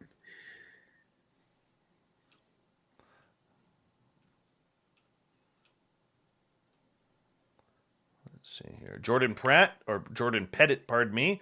Welcome to the show. Hi, Dirt Road. Nice to see you back. Andrew is asking, if John Podesta pushed this from the start, what's his reason? Have you followed that? I'm not sure who he is. I'd know him by face, but he was Clinton's right-hand man and Hillary's campaign manager. He worked for Obama as well. Put out some very ominous tweets going into the 2016 election, asking the media to ask Hillary about UFOs. Never got asked. Yeah, I think the Clintons were written in. They know more than or at least Hillary. But that guy, he knows something that he wants to get off his chest that he can't say, or otherwise he'll go to jail. I think that's the type of action to somebody that Are you ready to get out and have fun? If so, Salute's the place. Live entertainment Friday, Saturday night, and Sunday brunch, and trivia night on Monday, 6 p.m. Come see us at Salute. Highway 90 on the beach. Happy hour every day, 4 to 7 p.m. and all day Saturday. Hi, I'm Tito Beverage, founder and master distiller at Tito's Handmade Vodka. I've been doing this for 20 years, but success doesn't happen in a vacuum. Thank you for helping me move this thing along. You helped me get this thing going in the early days by telling 20 of your closest friends about Tito's. They told 20 more, and it kept growing from there. We wouldn't be where we are today without your support. Thank you very much. Go to Tito'sVodka.com and pick up some Tito's gear. All proceeds benefit our charity partners. Cheers. 80 proof Tito's Handmade Vodka, distilled and bottled in Austin, Texas. Tito'sVodka.com. Wants to push the envelope, but wants to do it in a way that he can't actually get in trouble for. Right.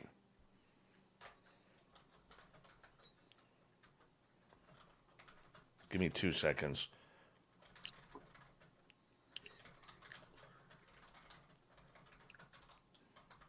I haven't read Matthew's complete book yet, but like with anything I haven't experienced personally, it's, I take everything with, relatively skeptic attitude. But, if the guy experienced these things, there could be something to it. He seems like a really level-headed guy. I like how his mind works. And,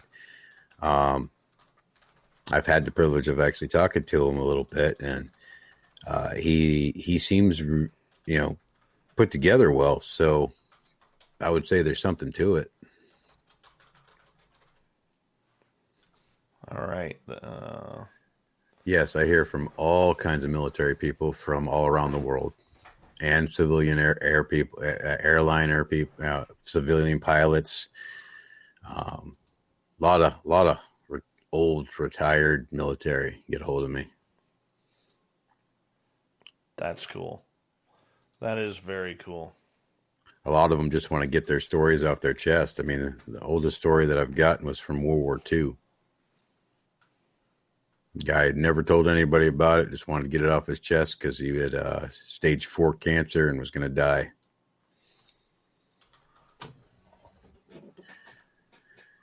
CERN, I love CERN. If I could ever work at CERN, I'd be a happy man. I hope they don't rip a hole in existence. Well, hey, might be what they're good at. Who knows?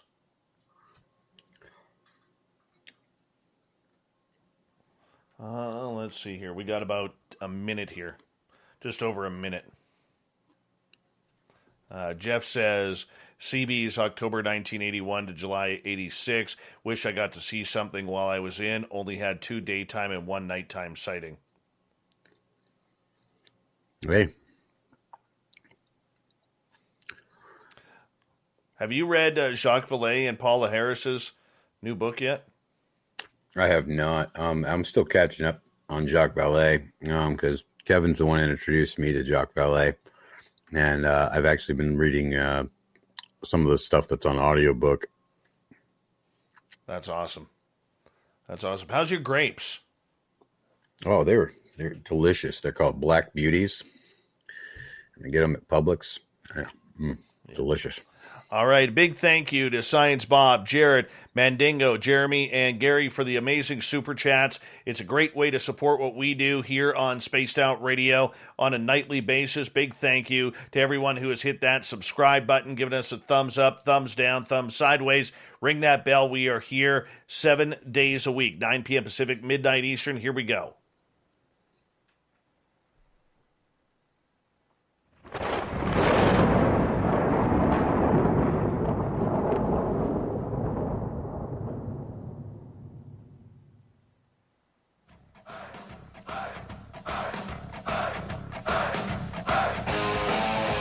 We passed the halfway point of Spaced Out Radio tonight.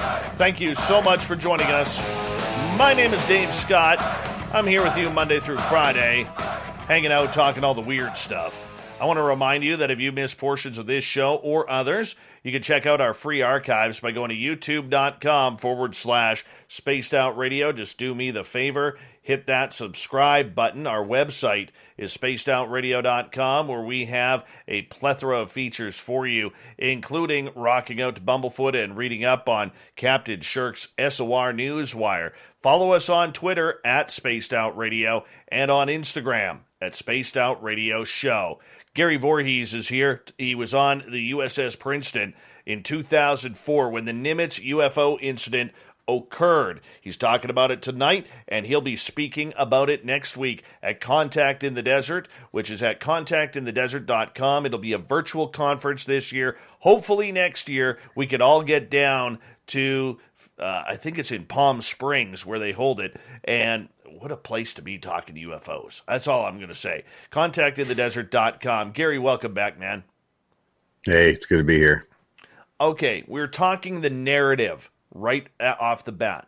Okay, I have preached, and I've been one of the only ones who has preached about this UFO narrative that we've seen since the creation of the To the Stars Academy, which is now almost defunct and trying to reorganize since the split of Lou Elizondo and Chris Mellon and Steve Justice when they left that program.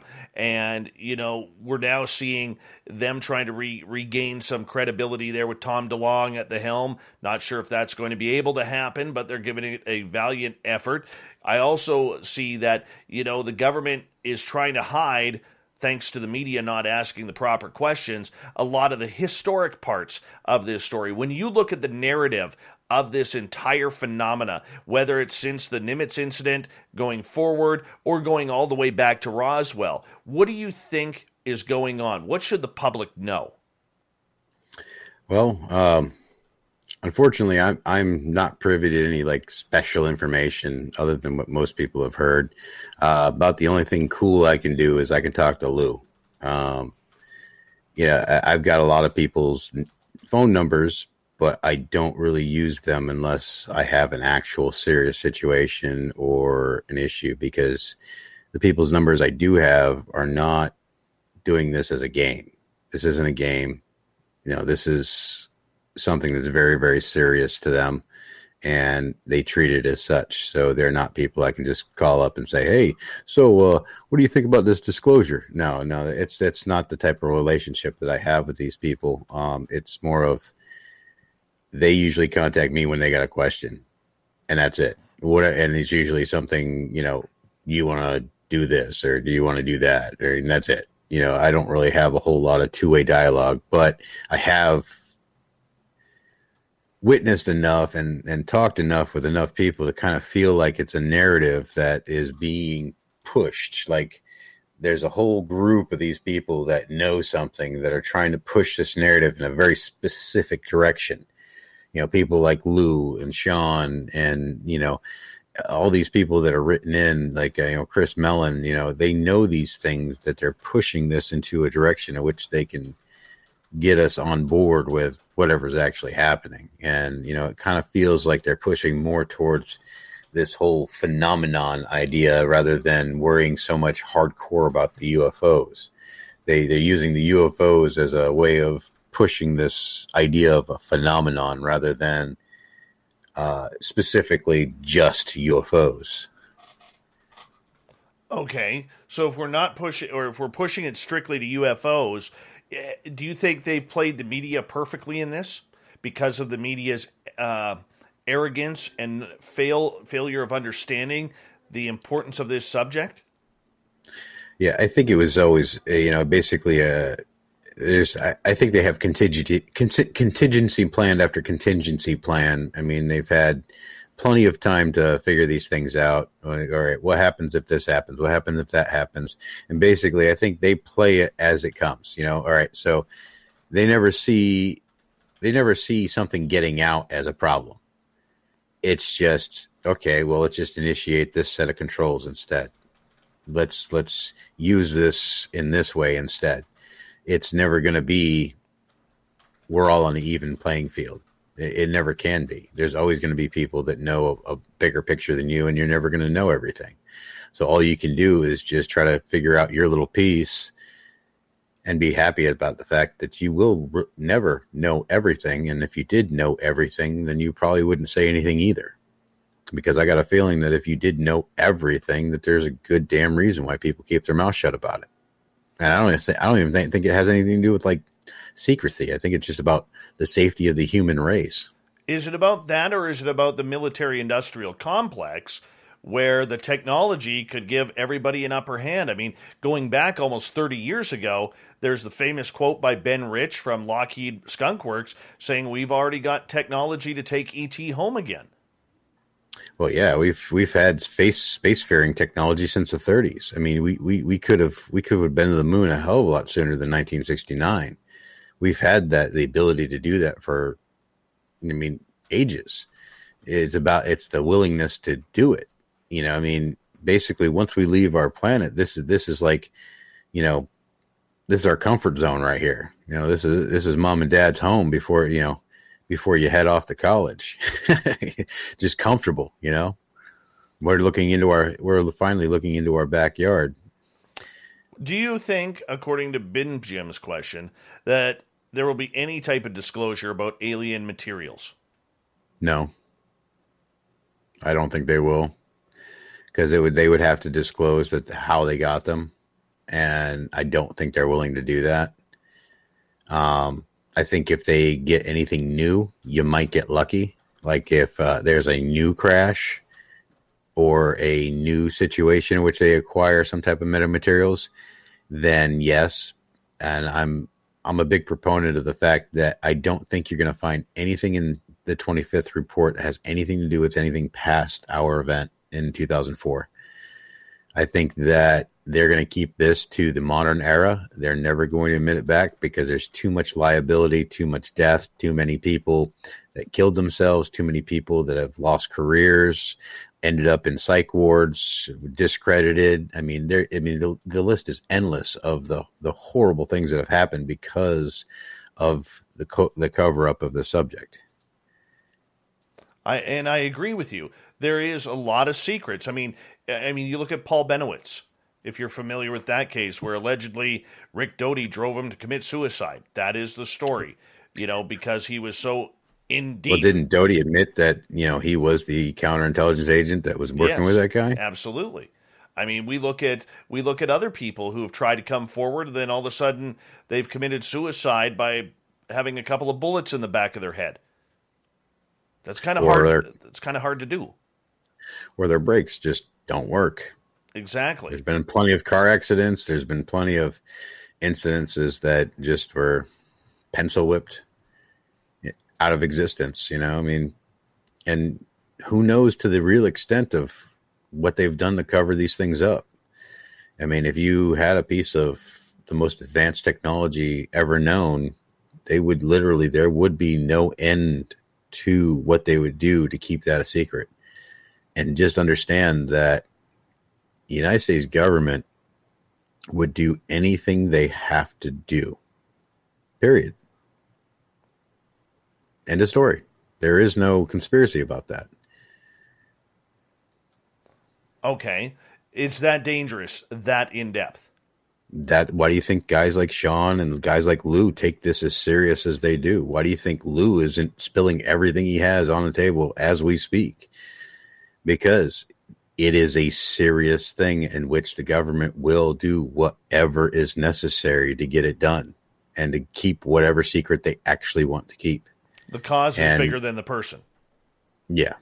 And it's gotten that way. And I think that part of it's just become a steamroll effect. Like, okay, well, it's too late to come out now, or it's too late to admit this particular thing now, you know.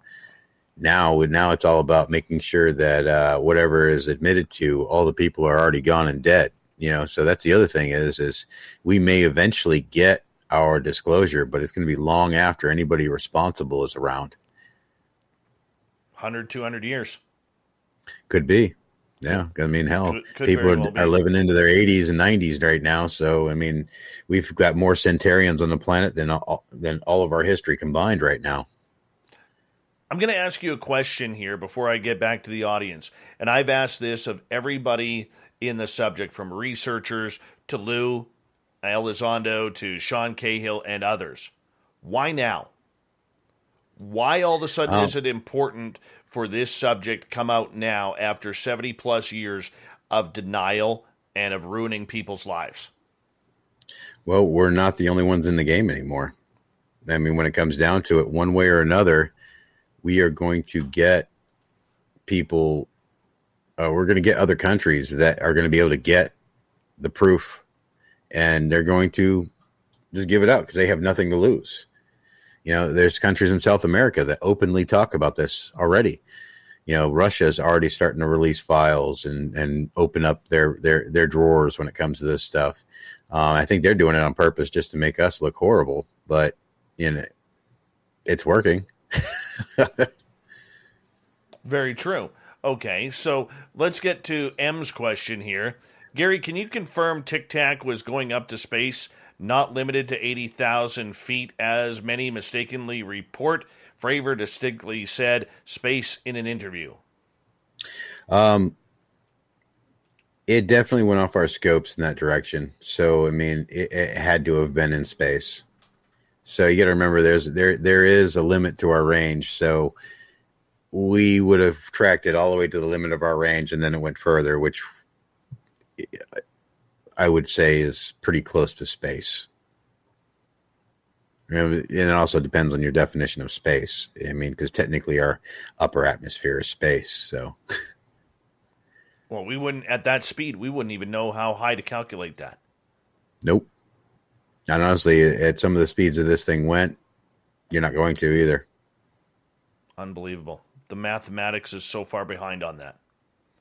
Well, yeah, if we could get the exact numbers and we had measurements, equipment that could actually measure everything it did, then yeah, we could get a good idea. But I think it would even just blow our minds even more. You know, I mean, just witnessing what we did is enough for now. It was just. I think, if we got real scientists involved with this, that's really where the future is.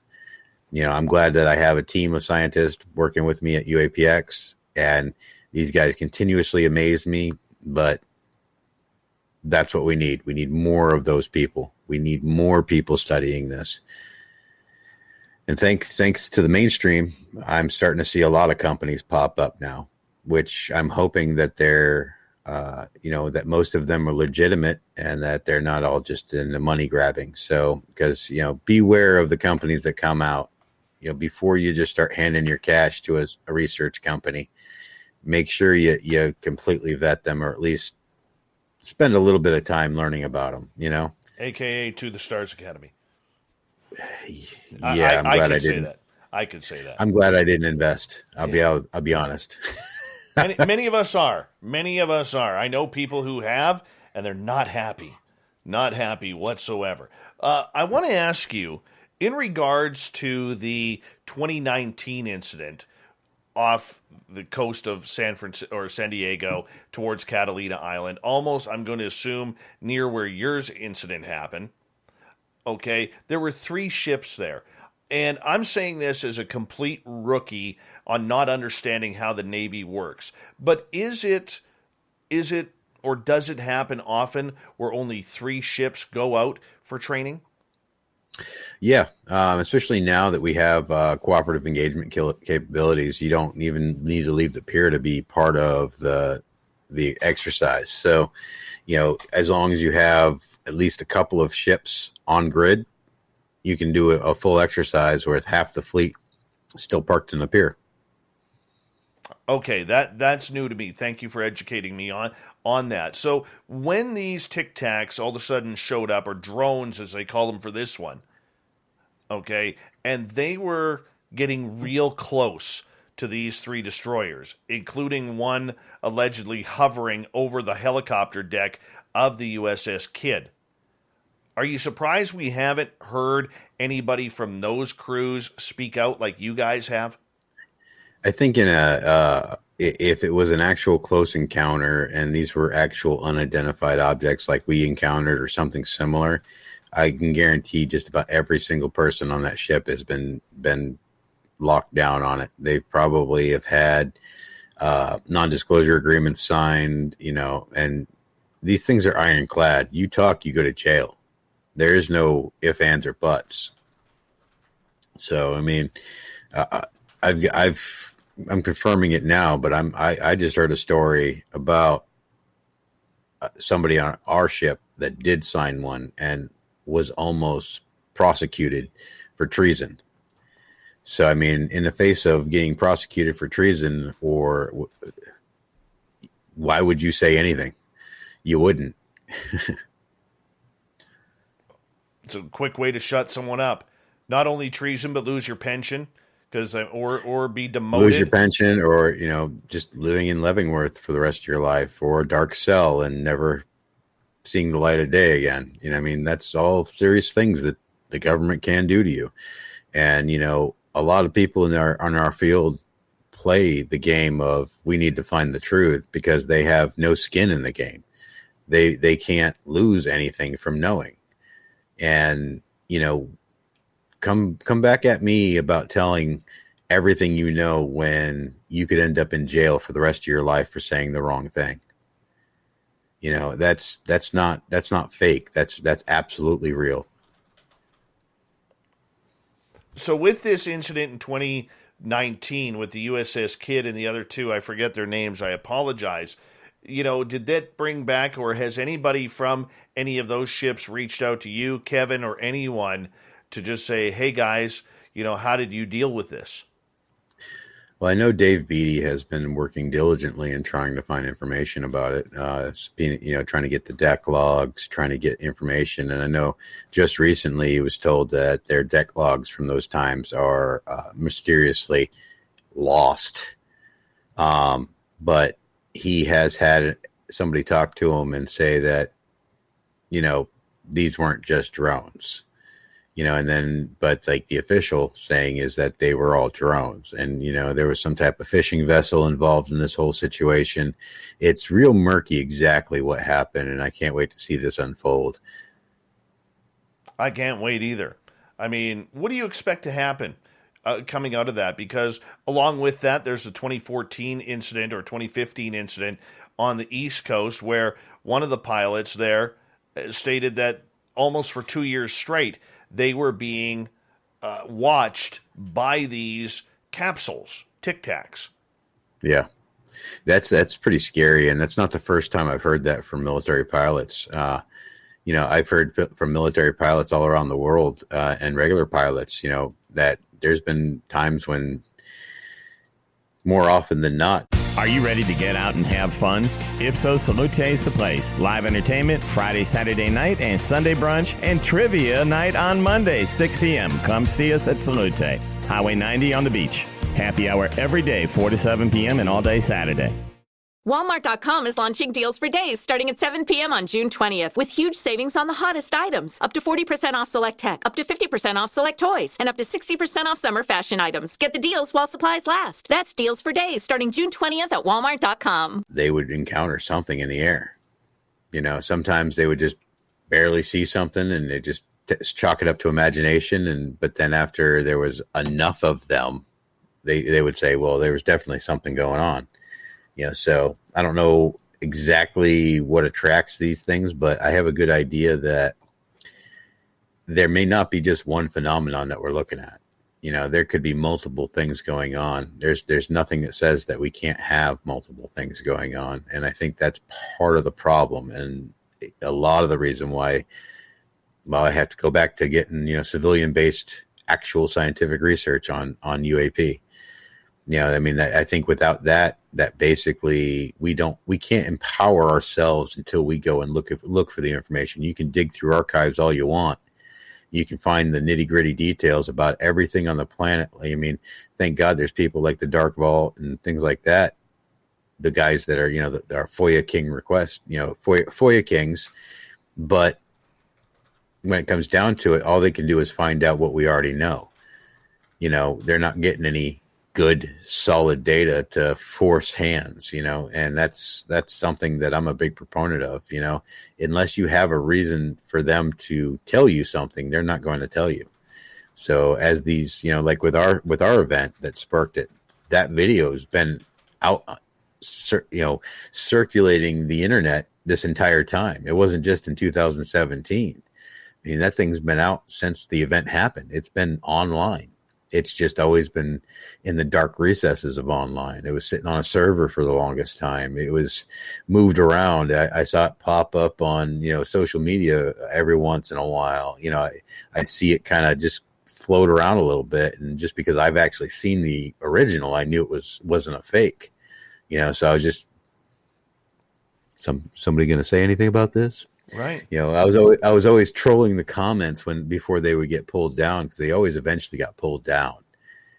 And I would always troll the comments to see if there was anybody in the chat that seems to know anything about the event. And every once in a while I'd run into somebody and I'd be like, hey, were you on the, so-and-so, or, and I'd ask a cryptic question that only somebody from the ship would know, did I know you from the port smoke break, which it's actually on the opposite side. So, it's so I always do stuff like that, and every once in a while I get somebody I could talk to. Yeah. So sorry. I have so many questions, and I know our audience does as well. We got about 2.5 minutes before we need to go to break here at the top of the hour. Gary Voorhis is our guest tonight on Spaced Out Radio, and I know we're going to end up leaving some people a little bit upset that we don't get to your questions here. But in regards to, a whistleblower, do you consider yourself and others from this incident as a whistleblower?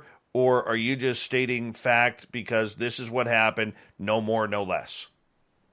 Just stating fact, because I'm not talking about anything that's whistleblowing. Just think something that happened, so we talk about it. And I didn't sign a non-disclosure, so I can talk about this particular event.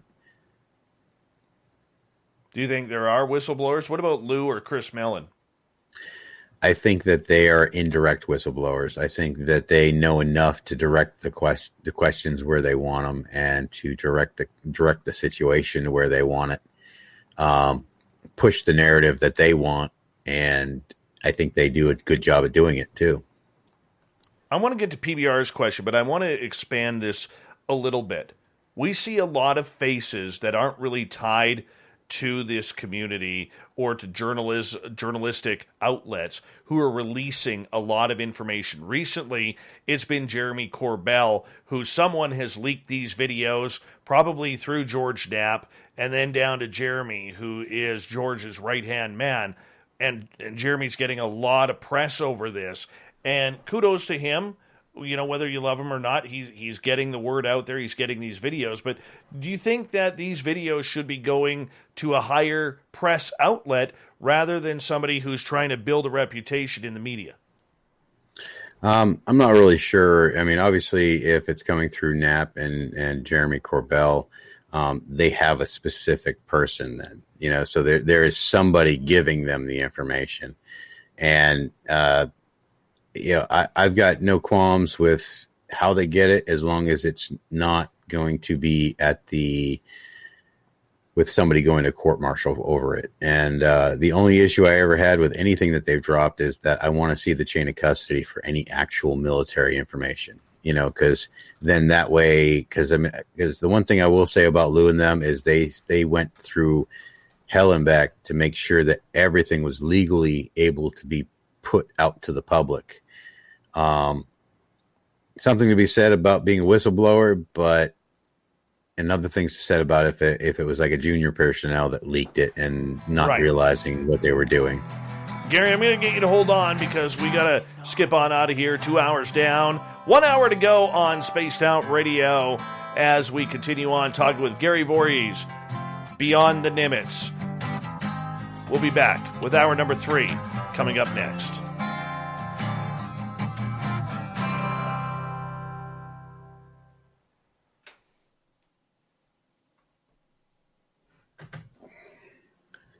You awake? Oh yeah, I took a nap before this. Do you want to go the distance, or do you want to cut out after half an hour? No, I got you. I'm right to the end, man. Let's do it, man. Let's do it. I'm going to just run my dogs out. I'm going to get you, if you want to hang out with the chat room. Hey, Applesauce, how are you? I'll let you do it. I'll be right back. Yeah, I'll try to. All right, let's throw up some more questions. I'm going to go back a little bit. We're not going to go all the way through it.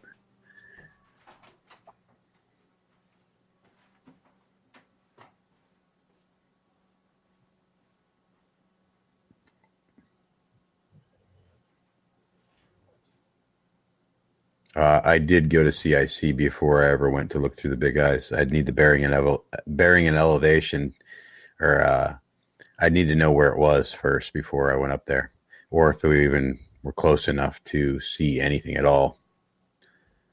All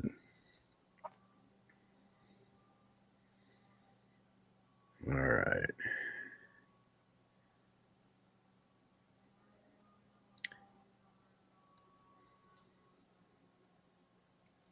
I didn't say I saw beings. I saw a craft changed my paradigm and shifted my paradigm because it was doing things that weren't supposed to be able to be done.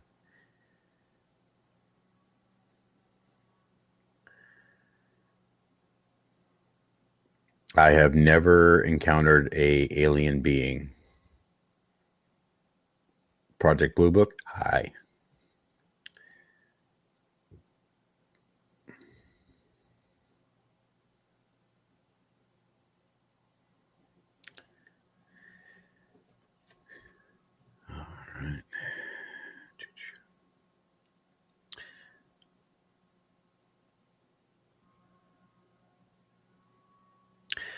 The encounters with us tracking them was day and night.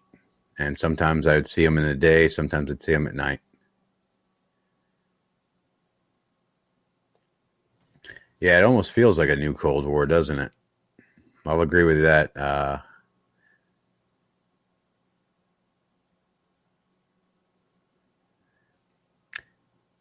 Well, I think lights are just, any ship would have lights. I think that maybe we might be utilizing technology of our own, and that's why some of these ships that you see have lights.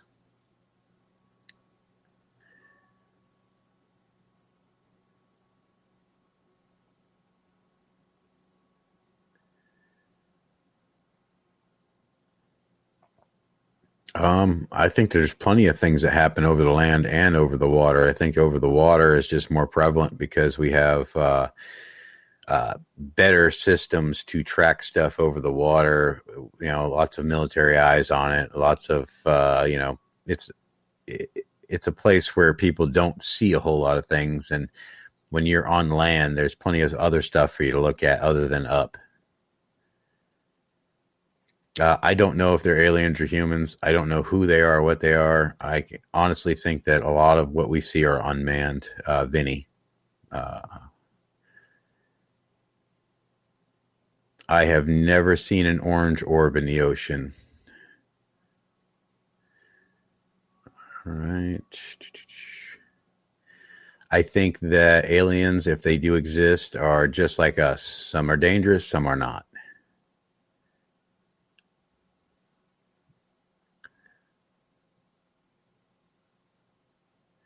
I tell you what, read encounters about Catalina. If you want to talk about underwater stuff, there is like hundreds of accounts, especially from locals about lights under the waters over there.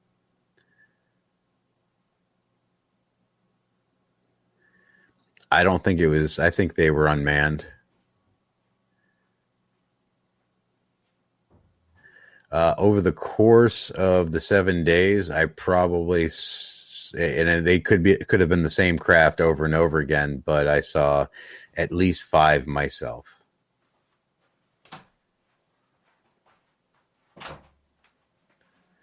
And the lights that were on these weren't specific lights. It was just, it had an internal light source, and it would just, the whole thing would glow. So there was no red. It was more of a off-white kind of color. Like a soft, if you ever saw one of these soft light bulb lamps, similar to that. Hi, end of the line. Welcome to the show.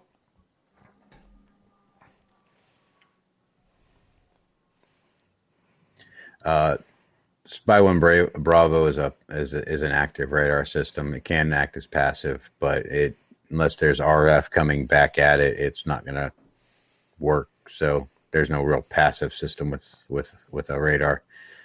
We got 1 minute. All right. I'm chatting with little Davey Altman right now via text. I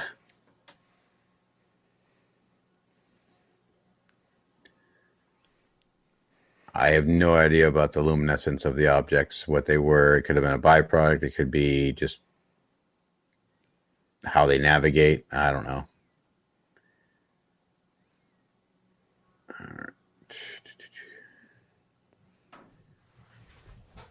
I have no idea about mermaids. Yeah. All right. We got 15 seconds. Big thank you to UFO Not, Science Bob, Jarrett Mandingo, Jeremy, and Gary for the amazing super chats to support what we do. Thank you to all the new listeners in our chat room. Don't forget to hit that subscribe button. Here we go with hour number 3.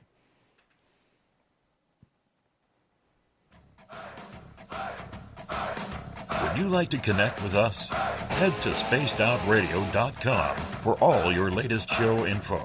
Now, back to Dave Scott and SOR. We're kicking off the third and final hour of Spaced Out Radio tonight. My name is Dave Scott.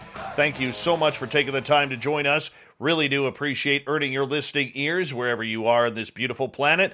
And, of course, we want to say hello to everyone listening in on our terrestrial affiliates around North America, digitally on TalkStream Live, Revolution Radio, and KPNL. All of our archives are free by going to youtube.com/Spaced Out Radio. Just do old Davey the favor, hit that subscribe button. The Desert Clam has set the password for tonight in the SOR Space Travelers Club.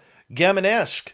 Gaminesque is your password. Use it wisely, space travelers, as the Clam sets the password each and every night right here on Spaced Out Radio. Our website is spacedoutradio.com, where we have a plethora of features for you, including rocking out to Bumblefoot and reading up on Captain Shirk's SOR Newswire. Follow us on Twitter at Spaced Out Radio and on Instagram at Spaced Out Radio Show.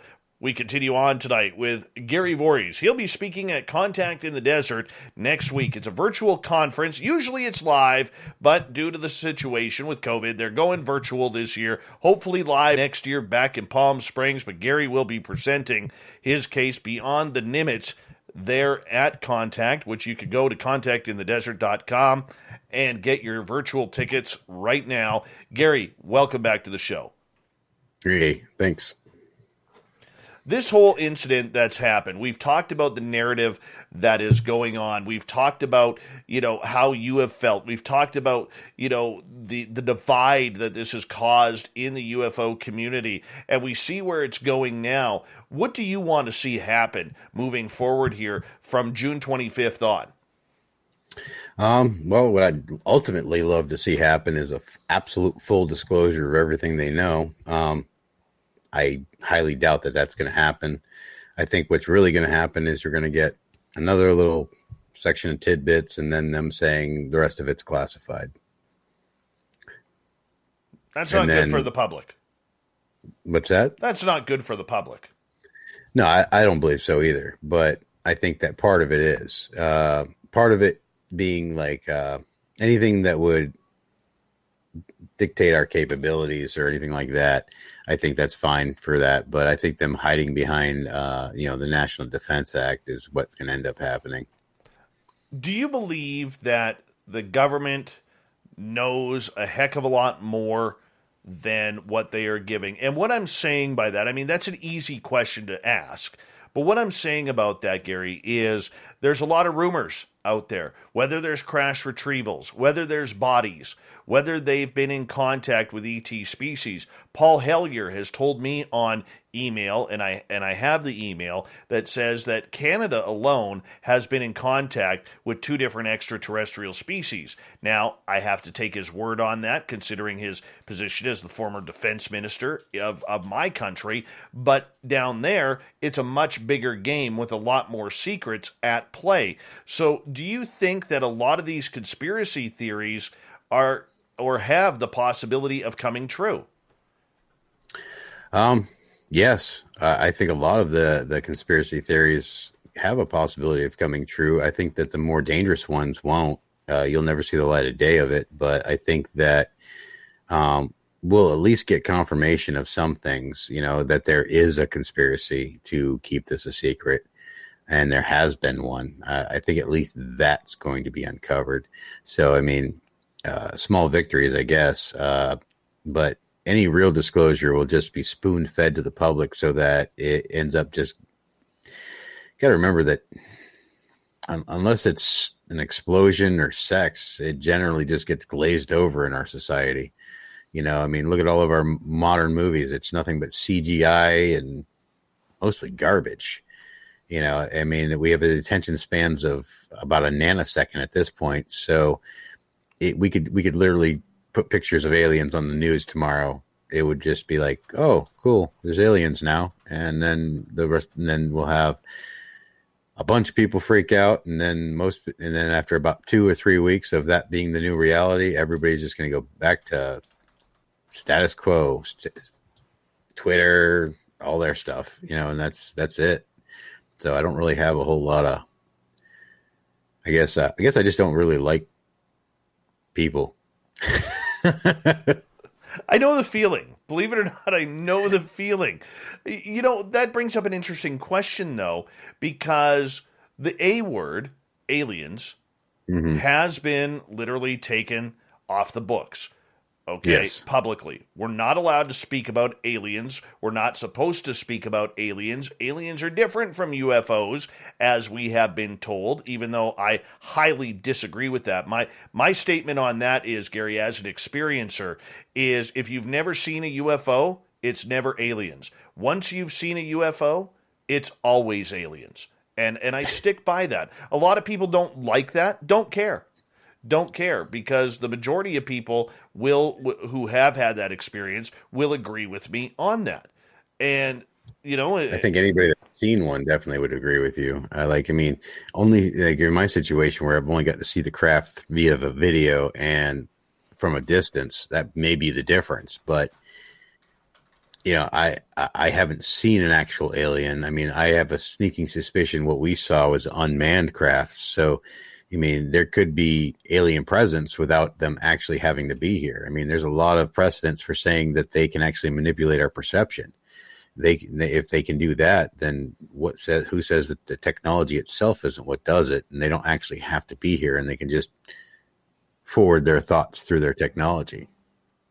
Okay, so do you think then that the public, and I'm not just saying the American public, because this is a subject that will affect every person on this planet.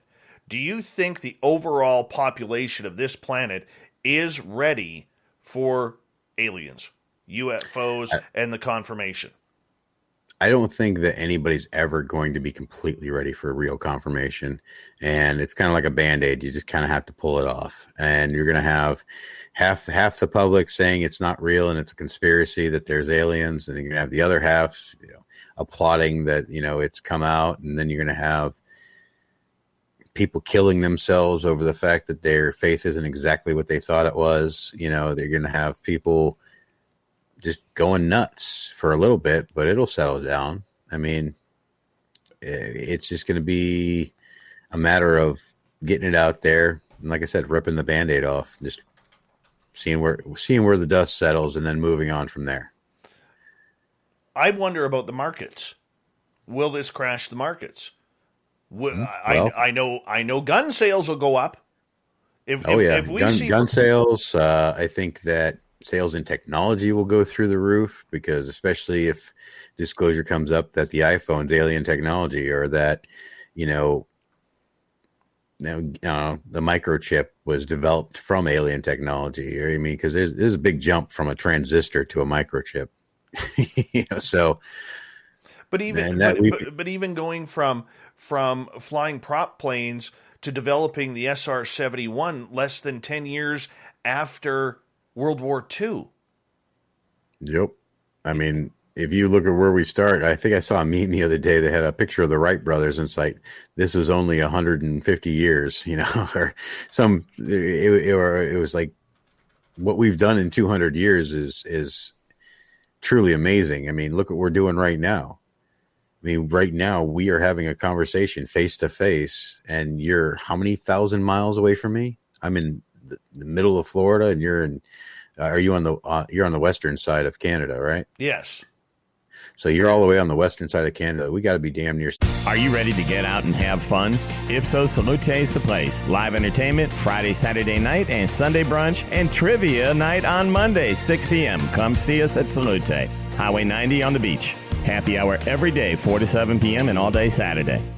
Walmart.com is launching deals for days starting at 7 p.m. on June 20th with huge savings on the hottest items. Up to 40% off select tech, up to 50% off select toys, and up to 60% off summer fashion items. Get the deals while supplies last. That's deals for days starting June 20th at Walmart.com. 6,000 miles away from each other, talking real time. I mean, think what somebody would have thought about this just 50 years ago.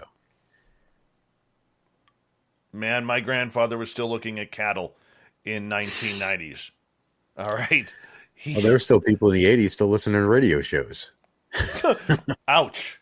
Ouch. There's still people today who listen to radio shows. We love our radio stations and our affiliates. I guarantee there's a lot of people looking at it on YouTube too. Absolutely it is. Absolutely. But you know, we look at it and I worry about that panic, man. Like you talk about PTSD from your event, dealing with this subject on a daily basis or a nearly daily basis like I do. And I read our chat rooms and the people who are in our chat rooms, you know, they've already either had the experience or they're willing to have and waiting to have the experience. But the majority of the public who is more interested in looking up what's happening on Twitter or Instagram, you know, with the 2.1 children, the dog, the cat, the picket fence, and the rental or the mortgaged house, you know, those they got their bubble, and as long as it doesn't pop their bubble, they're cool with it. And I think that's going to still be the paradigm even after disclosure. As long as it doesn't directly affect them, they can have an opinion on it, but they're going to keep moving on with their lives and pretend like nothing happened. That's what I'm worried about. I'm worried about the markets. I'm worried about, you know, what are people going to hoard? I think, you know, and I don't talk a lot about COVID on this show. Yeah. Because it automatically opens up a floodgate of controversy, especially in our chat rooms, which I don't like. But if you look at the way people have treated others through COVID, whether it's hoarding toilet paper, I mean, we all saw the media stories of, you know, single moms complaining or single dads complaining on social media that they tried to get a jug of milk and somebody with 16 jugs of milk wouldn't give them one. You know what I'm saying? We have treated each other horribly through this pandemic for the most part. I could just imagine when something like this comes through. Well, the preppers and people like that have a term called on your own time, meaning that there's no help for you. There's going to be a period of time that you are just on your own. And I would highly suggest that people get skill sets that they don't have to worry about that, like growing food, fashioning simple tools, simple bushcraft. You don't have to get crazy with this stuff. Just know how to start a fire, know how to generally take care of yourself. Pick up a book about your local flora and fauna and find out what's edible and what's not to keep you in a survival situation. You know, I mean, just a little bit of preparation, 90 days worth of food you should have on at all times. I am a big proponent of minimal prepping, and I'm a big proponent of skill sets.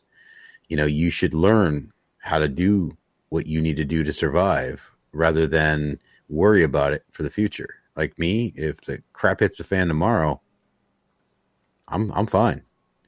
I'll take care of my family. You know, I'll make sure that we can eat, you know.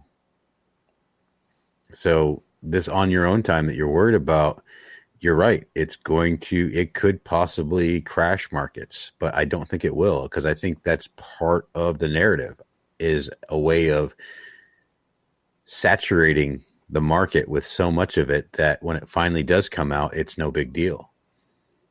Yeah, I mean, that's what we got to hope for, is that there is common sense, because, you know, the other part about it is, like, getting to the narrative, the public, once they realize this is real, they could, if they're smart enough, start pressing their government officials for questions to be answered. What do they know? I mean, one of the hypotheticals that I like to bring up with this, Gary, is when it comes to experiencers. What if the U.S. government has a list of who's been taken, who hasn't? What about the 65,000 people the FBI whittles down from the 1.3 million that go missing in the United States every year, and they can't account for 65,000 of them? What if they know that they are no longer on this planet?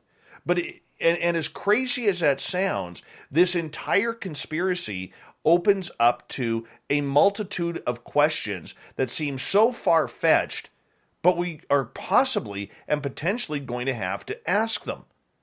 You know what I'm saying? Well, I mean, following that line of thought, honestly, it gets kind of dark, because at that point, look at how geneticists develop whole sets of lab rats with specific traits. We could be an entire world of just different sets of lab rats. We could have been developed with certain traits on purpose to be studied. They could say, okay, well, this is planet da da da da da, and we genetically altered these ones to do this, and this is what we're studying. And honestly, that kind of falls in line with, don't be surprised if we're owned by somebody. True. I mean, I don't worry about the extraterrestrials, though. I'm not worried about them. I'm worried about my neighbors going crazy. And I'm not. Yeah, and I'm not. I think humans are a much bigger risk in this situation than anything else, because you're going to also have people that basically, if they think that that's true, they'll be like, okay, well then, human law doesn't govern me anymore. Exactly. And then, then you got, John down the road that's always hated you, walk up with a shotgun instead, Because there's always going to be that person who says, what's the point? Now, we're not trying, and I want to get to the point here. We're not trying to fearmonger here. We're not trying to do that whatsoever. What we're trying to do is we're trying to just say, look, there are possibilities out here. If the A word, A being aliens, comes out, there's a lot of people who have the potential to freak out. Oh, yeah. And that's very, and depending on how it's disclosed, I think is going to be the key. And I think that I think that's like you said, like you suspect, it's just all part of the narrative on how to disclose everything without the big panic. Let's see, let's make 1,000 films about aliens of all different types, walks, and cultures. Then let's admit that there's actual UFOs. Then let's say that okay, well, we are in contact with this one particular race of people, where they introduce us to the most human-looking aliens first, because if we were to believe there's hundreds of species or of these, so I mean, it could be all kinds of things, and I hate playing the devil's advocate. I just hope that people keep walking this path with an open eye instead of just a blind faith. My blind faith is only in God, not in this. This leads to a question from B. Hoff here. Since you had your experience with this, have you had any other experiences since? Because many people who do have an experience have others that carry over. The only thing weird that happened after this was I did have a situation where I did experience the evening of my grandmother's death beforehand. I literally experienced the entire evening from a certain point, and the entire evening of her death when I was here, when it actually happened, was complete deja vu, because the entire event I had already had a dream about. And that was the only other weird or wooish thing that's ever happened to me. Do you hope the Tic Tacs return? I don't think they ever left. Figured out where they came from? I haven't figured out where they came from, but I think they're just here. I think they don't leave. I don't think they go anywhere. I think they just stay here. And I know this question was asked earlier in our audience, but where do you think they all come from? What is Gary's personal opinion of this? Well, if they're aliens, I think it's most logically that there may have been a species that visited our planet, tens of thousands of years ago and left these as a study tool to monitor the planet itself. And that's why basically they mostly just react to us rather than, act hostilely towards us.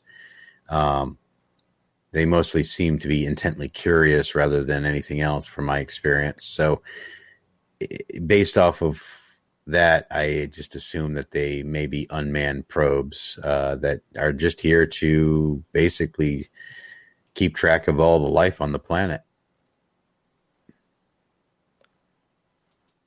Do you think there's a threat? I think that there's a nominal threat. I mean, there's still people being taken.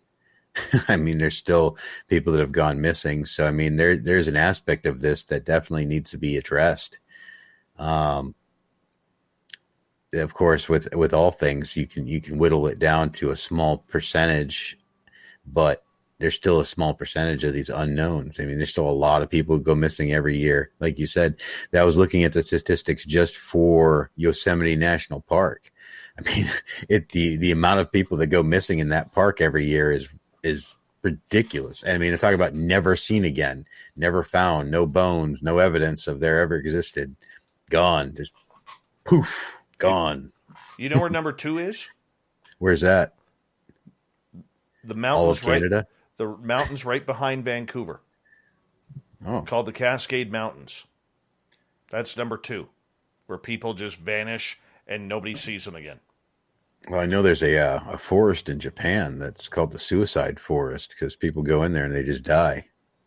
Yeah. I mean, what's that about? No idea. That's that. And I tell you what, that's one of the creepiest stories I read about in a long time. That's you want some creepy stuff, but yeah, people just walk in there and decide to hang themselves.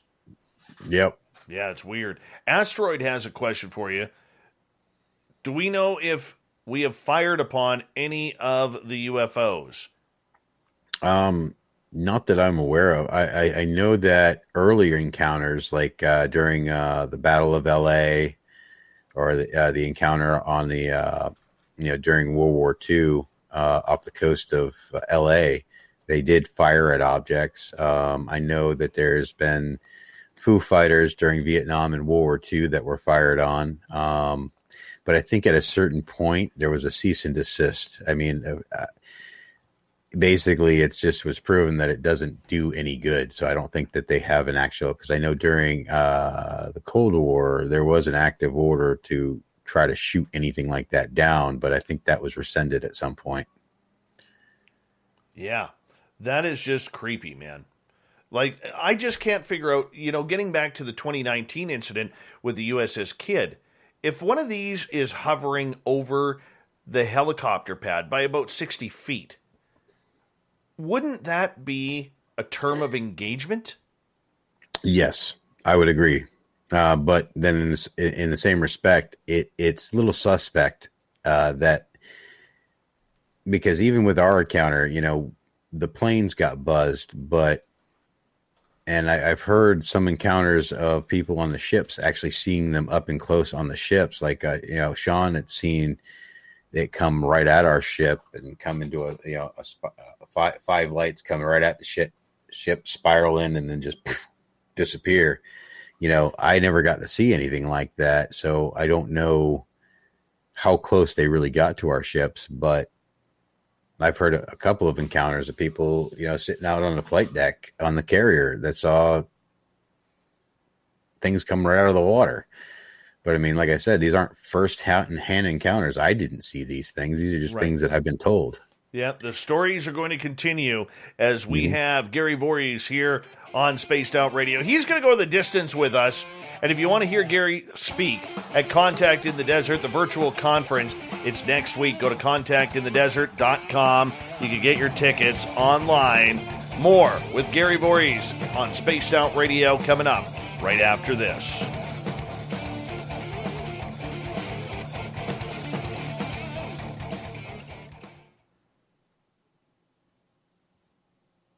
All right, we're clear. Yeah. Yeah, there's a lot of convolution with all of this stuff. Oh, yeah, man. Oh, yeah. You know, when I get a lot of flack for being the realist, I guess.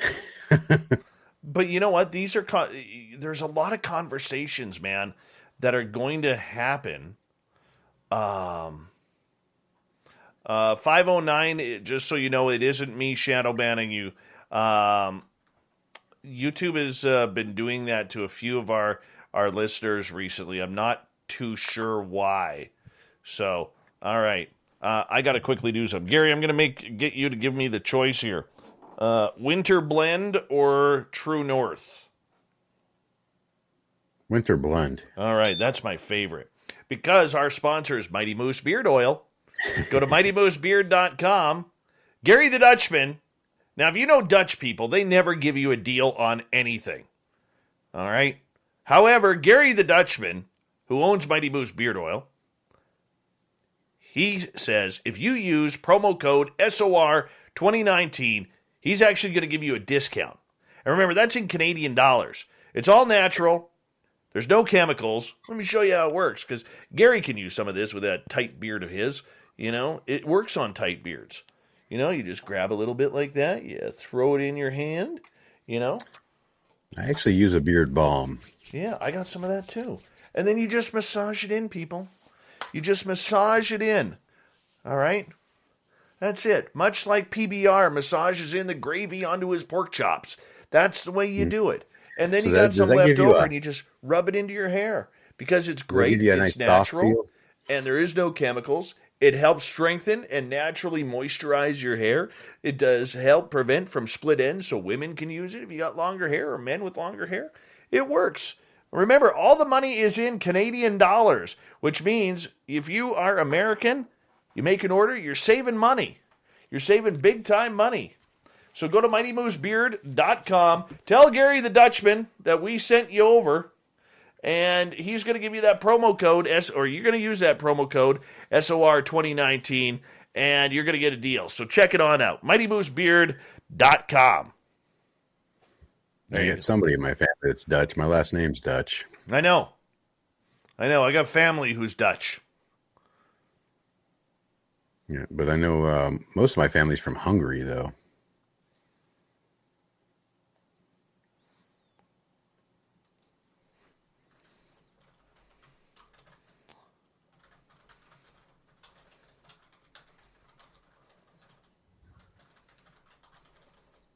Yeah, YouTube and Facebook and all these. I had a post that was flagged because I was trying to contact another experiencer. Oh my, Minister Elaine, thank you for that incredible super chat. Wow. Oh, she is way too good to me. I agree. Too good to wow. She keeps doing that. You might have to take her out to dinner. I would take Minister Elaine out to dinner. I would. Completely. You know, Taco Bell. Because I want to go to Taco Bell. So I'm guessing that's a running joke with you with Taco Bell. You like Taco Bell, do you? Dude, the closest Taco Bell to me is 2.5 hours away. That's probably why you like it, because you don't get to eat it that often. When I went to a family vacation, we drove down to Disneyland in 2010. Every pit stop I could, I hit a Taco Bell. Fill up the gas on the I-5. Oh, look, there's a Taco Bell. Guess where I'm going for lunch? You guys can eat what you want. I'm going to Taco Bell. I did like their double steak burritos that they used to have. Remember the ones where they pressed it and grilled it? I don't get to Taco Bell enough, man. In-N-Out's like that for me. And I can't wait to get back to Cali to have another In-N-Out burger. Oh yeah, those are good. Yeah, that's real good. Even White Castle, fresh White Castle. Oh yeah, yeah. By the way, Kamloops real estate team, get your ass up here. It's only a 2-hour drive. I need some Taco Bell, man. Kamloops is where the closest Taco Bell is. Ooh, I got a question that I will definitely want to answer. Yes I am a big fan of breakfast for dinner. Oh, you sick bastard. You sick bastard. What's wrong with you? Too much time out in the open sea? Hold on, buddy. I hate breakfast for dinner. That's why it's called breakfast food. Come on. All right, big thank you to Minister Elaine, to UFO Not, Science Bob, Jared, Mandingo, Jeremy, and Gary for the amazing super chats. It really does support this show. Here we go with the final half hour right now.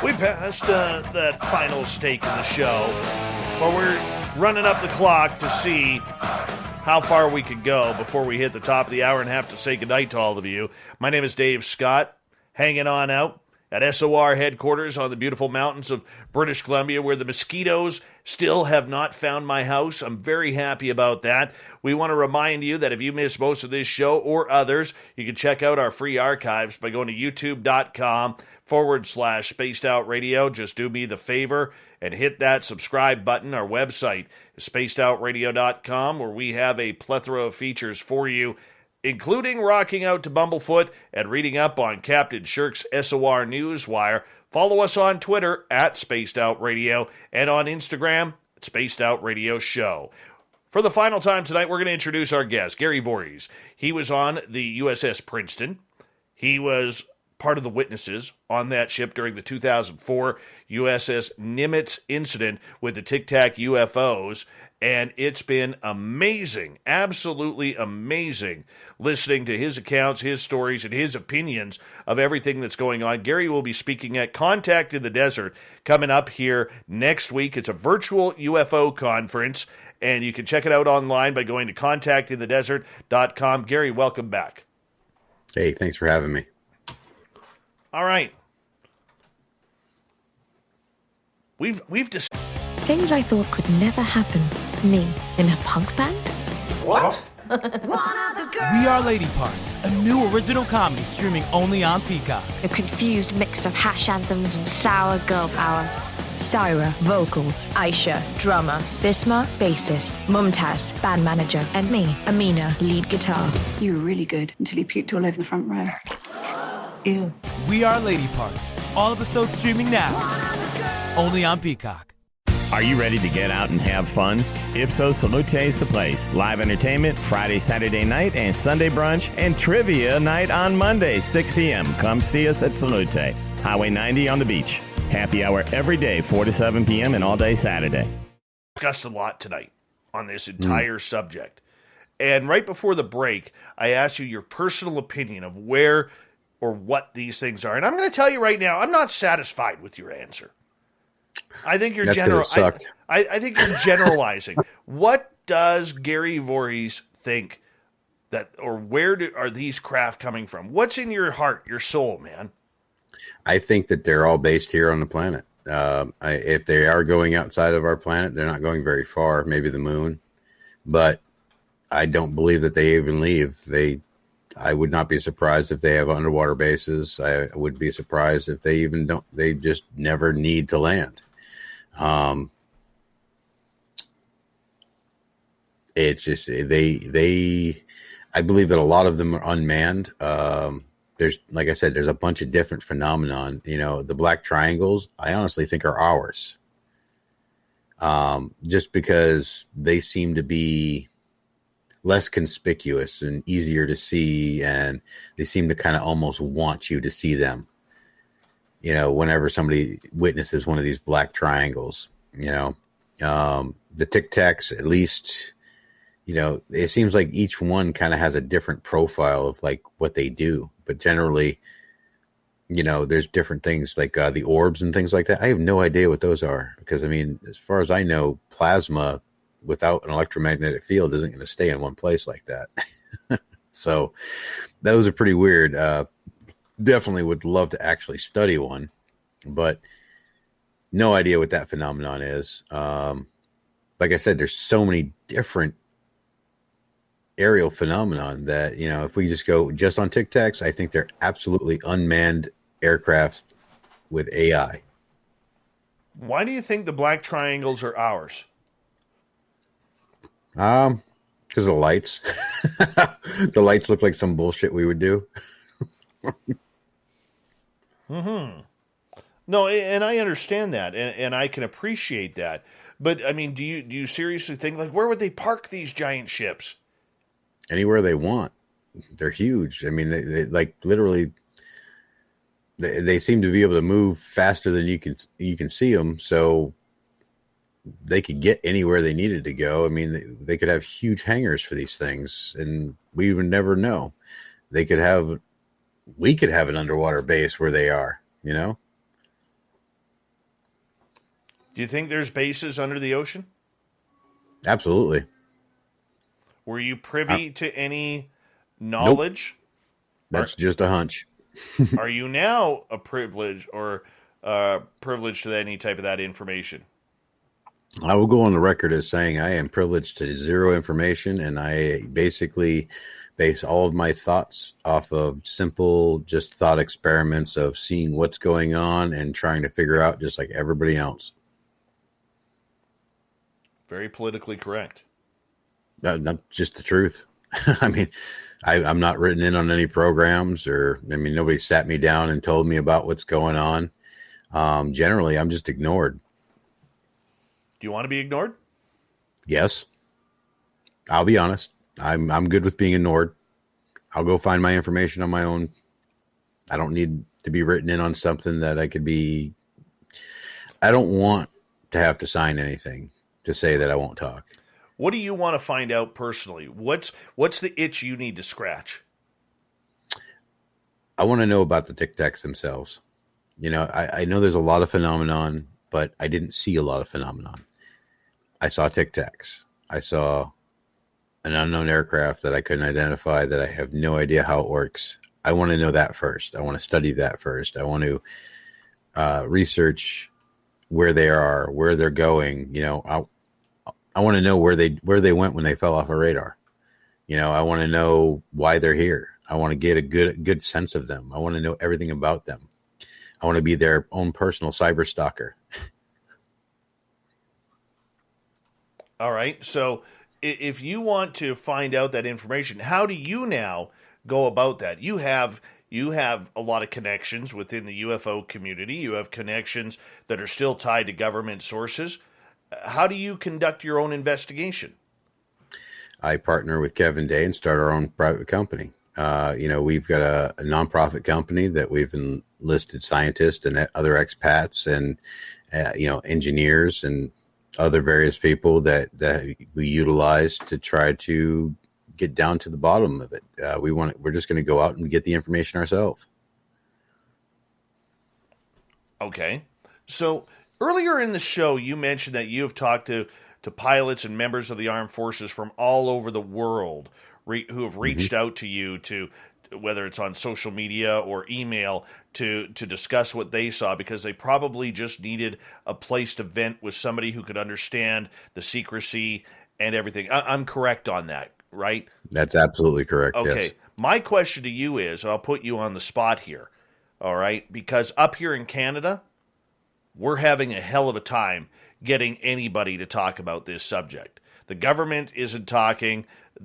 Anybody in defense isn't talking. Pilots aren't talking. Nobody's talking. Have you been reached out to by anybody in the Canadian Armed Forces, Navy, or Air Force that has had interactions with Tic Tacs or other types of phenomena?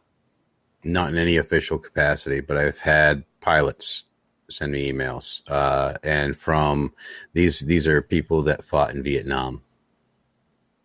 So no Canadian pilots? Nope. How about Canadian Navy? Nope. God, believe it or not, I get, yeah, boring. Fighting more conflicts. I don't know. You guys are with the UN in just about every conflict we are, so. You know what, though? You bring up an interesting point, because there seems to be an influx of sightings by military members during conflicts. I was talking to a friend of mine, Eric Cooper from Forest Moon Paranormal, who is boots on ground in Iraq watching a black triangle fly over their platoon. Okay, I've heard I've heard that. I've heard that story. I've heard other people discuss the fact that during Vietnam, the Foo Fighters that came out, we hear about the Foo Fighters during World War I, World War II, and the Korean War. But, I mean, there's also this giant rumor going around. I have no proof of it whatsoever, I want to preface, but there was some talk that a B-52 bomber was actually shot down in Vietnam by a UFO. Now, whether that's true or not, I have no idea. That's just the rumor that's out there. I mean, go ahead. The only rumor like that you might be interested in, I've heard, is that there may be a possibility that these things can be taken down with depleted uranium rounds. Really? That's kind of big news. That regular rounds don't penetrate them at all. Are our weaponry fast enough to catch up to these? If we were to fire from an FA-18 Hornet with a Gatling gun? If caught in the right moment, like with anything, I think you could. But I think it would have to be a lucky shot is basically it. Well, when it can travel at 42,000 miles an hour along at 50 feet off the water, that's pretty hard to hit. Yeah, so basically you'd have to get lucky to hit one. Unless it was basically sitting there, because a lot of them will hover and a lot of them won't go fast until reacting to an outside source.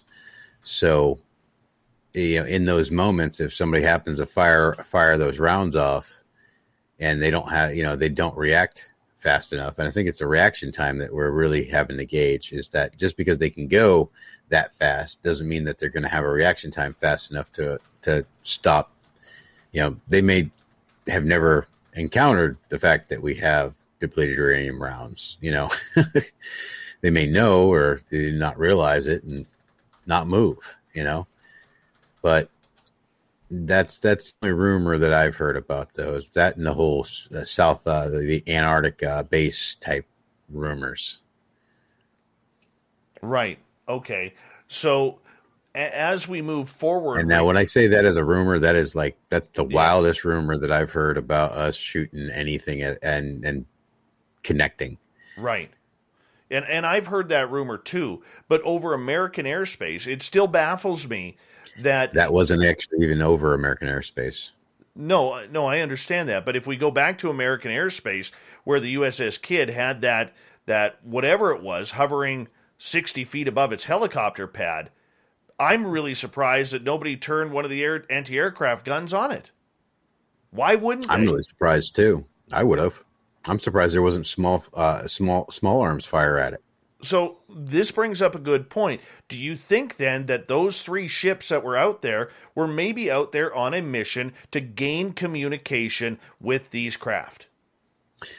I don't know. I know that they were actually they launched a new version of one of our SM2s, or I guess the new SM3 was being launched at that time. So they were testing new technology. So that could have something to do with it. And they might have gone out there just to test that one particular missile on these objects. Who knows? I wouldn't even have a clue. That's pure and utter speculation. But you would have, if you were on that ship, and I believe you were part of the security of that ship, would you have had the call, or how would that go down if they were to all of a sudden shoot on that?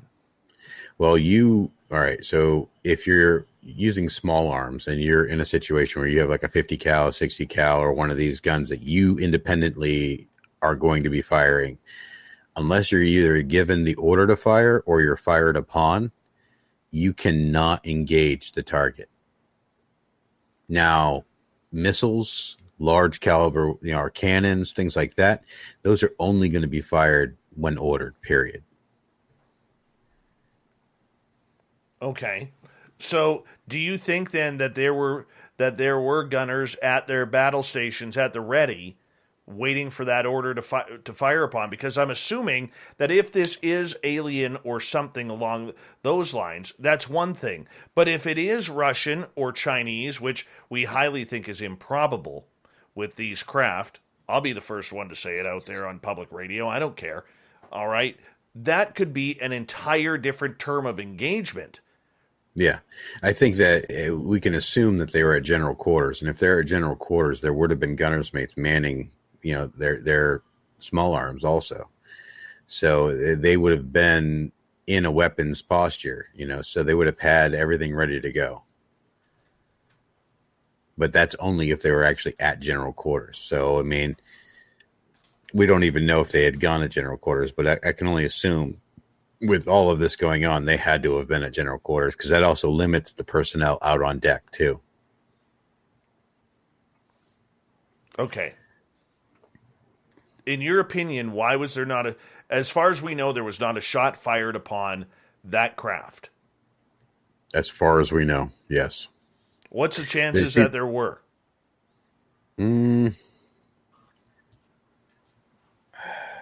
Without authorization, none.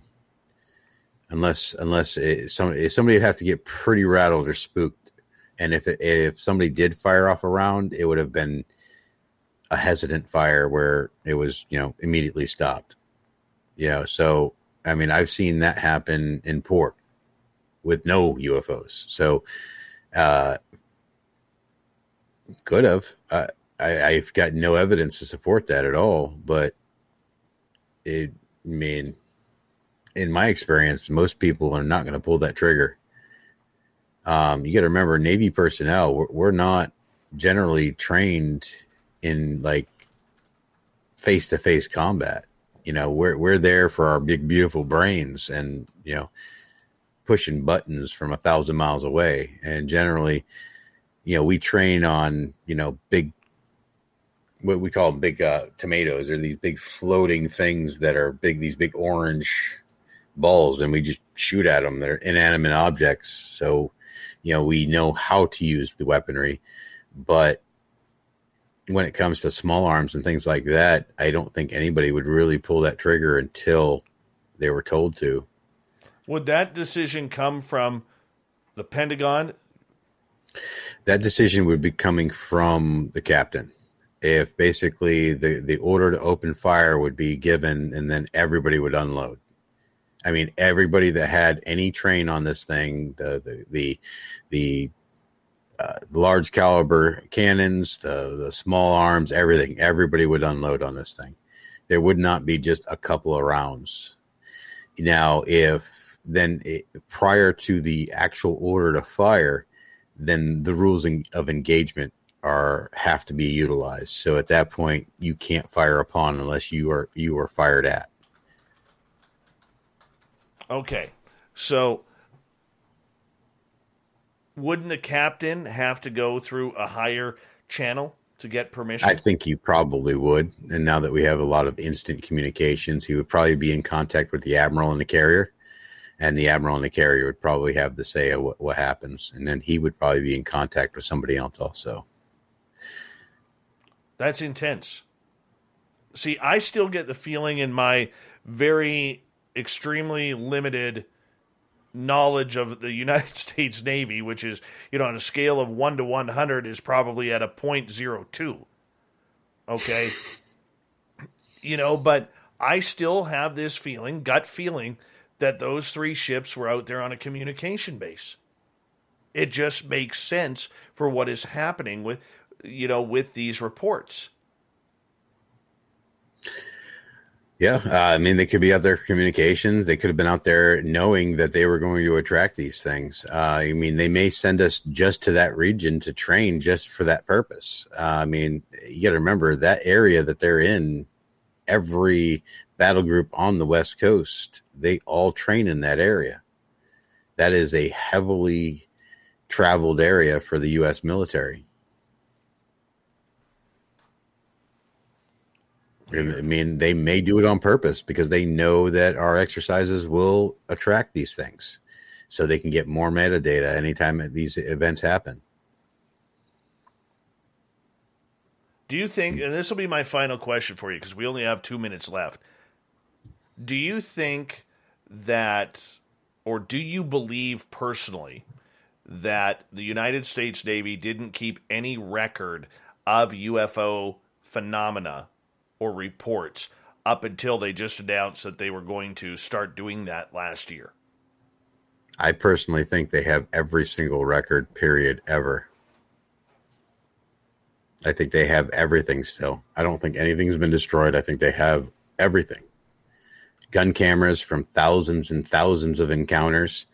Because you got to remember, every jet has a camera. Every, ships have cameras now. I mean, generally prior to current times, they didn't. I mean, we did, but we didn't. We had Snoopy teams with regular cameras and things like that. But I think that they have everything. I think they have all the radar data. Any anomalous event that happens, I think they meticulously record it and catalog it and study the hell out of it all. In other words, they're playing stupid with the public. Yes, I absolutely believe they're playing stupid with the public, and they have been forever. That's amazingly wild. My friend, thank you for coming on Spaced Out Radio, my brother. Anytime, man. I always have a blast. Well, we are going to do it again. I need one more favor from you before we say goodnight. Tell everybody where they can hear you at Contact in the Desert. All right. So you can hear me at Contact in the Desert. I'm going to do a military panel, and we are going to do I'm going to do an individual lecture about the Nimitz and beyond, everything that's happened to me since then, and my personal feelings, discussions, what I've actually been up to, all the way up to forming our company. So come by and see us on Contact at the Desert. I don't have the URL with me. Like I said, I didn't bother to do any prep on this, so but I know Dave has all the information about where to go and how to see us. So I hope everybody comes out and sees our lecture and supports it. It's a good community, and it helps forward all of our goals when we all get together and we talk about this stuff. Right on. I may reach back out to you for reaction of June 25th. So if you're available, I hope we can make some time again, because I should do a panel for that. I'm working on it. I'm thinking about it. I got a date potentially set. I just got to get to it. But if you want to be on that panel, I would love to have you on that panel. Yeah, absolutely. All right. You know what, Gary? Thank you so much for being a supporter of what we do here on Spaced Out Radio. I know you're a fan. I consider you a good friend. And one of these days, my bud, we're actually going to meet in person, and we're going to hang out, and we're going to talk about this weird stuff, man. Gary Voorhis, once again, you can find him at Contact in the Desert, as this will go to contactinthedesert.com. You want to check it on out. And I apologize to Captain Shirk for skipping the news tonight. I know she worked hard, but her glasses were on her head and I couldn't read them. All right, we got Mr. Ron Bumblefoot Thal rocking in the background with Little Brother is Watching. Bumblefoot is the official music of Spaced Out Radio, rocking us in and out of every single show.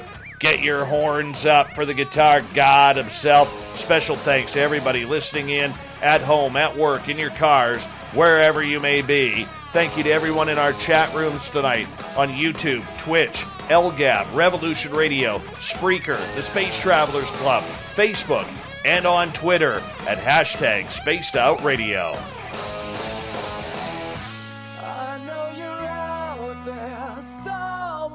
Remember, this show is copyright by Spaced Out Radio and SOR Media Ventures Limited.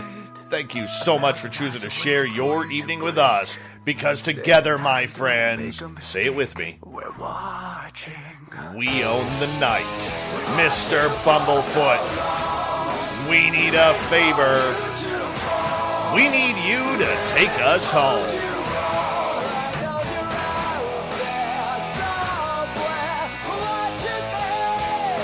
Yes, the Woe Train has docked for the night, but soon, my friends, we shall ride again. Your seats are always available. Your tickets never expire. And if you want to bring a friend, yep, we've got room for them too. Good night.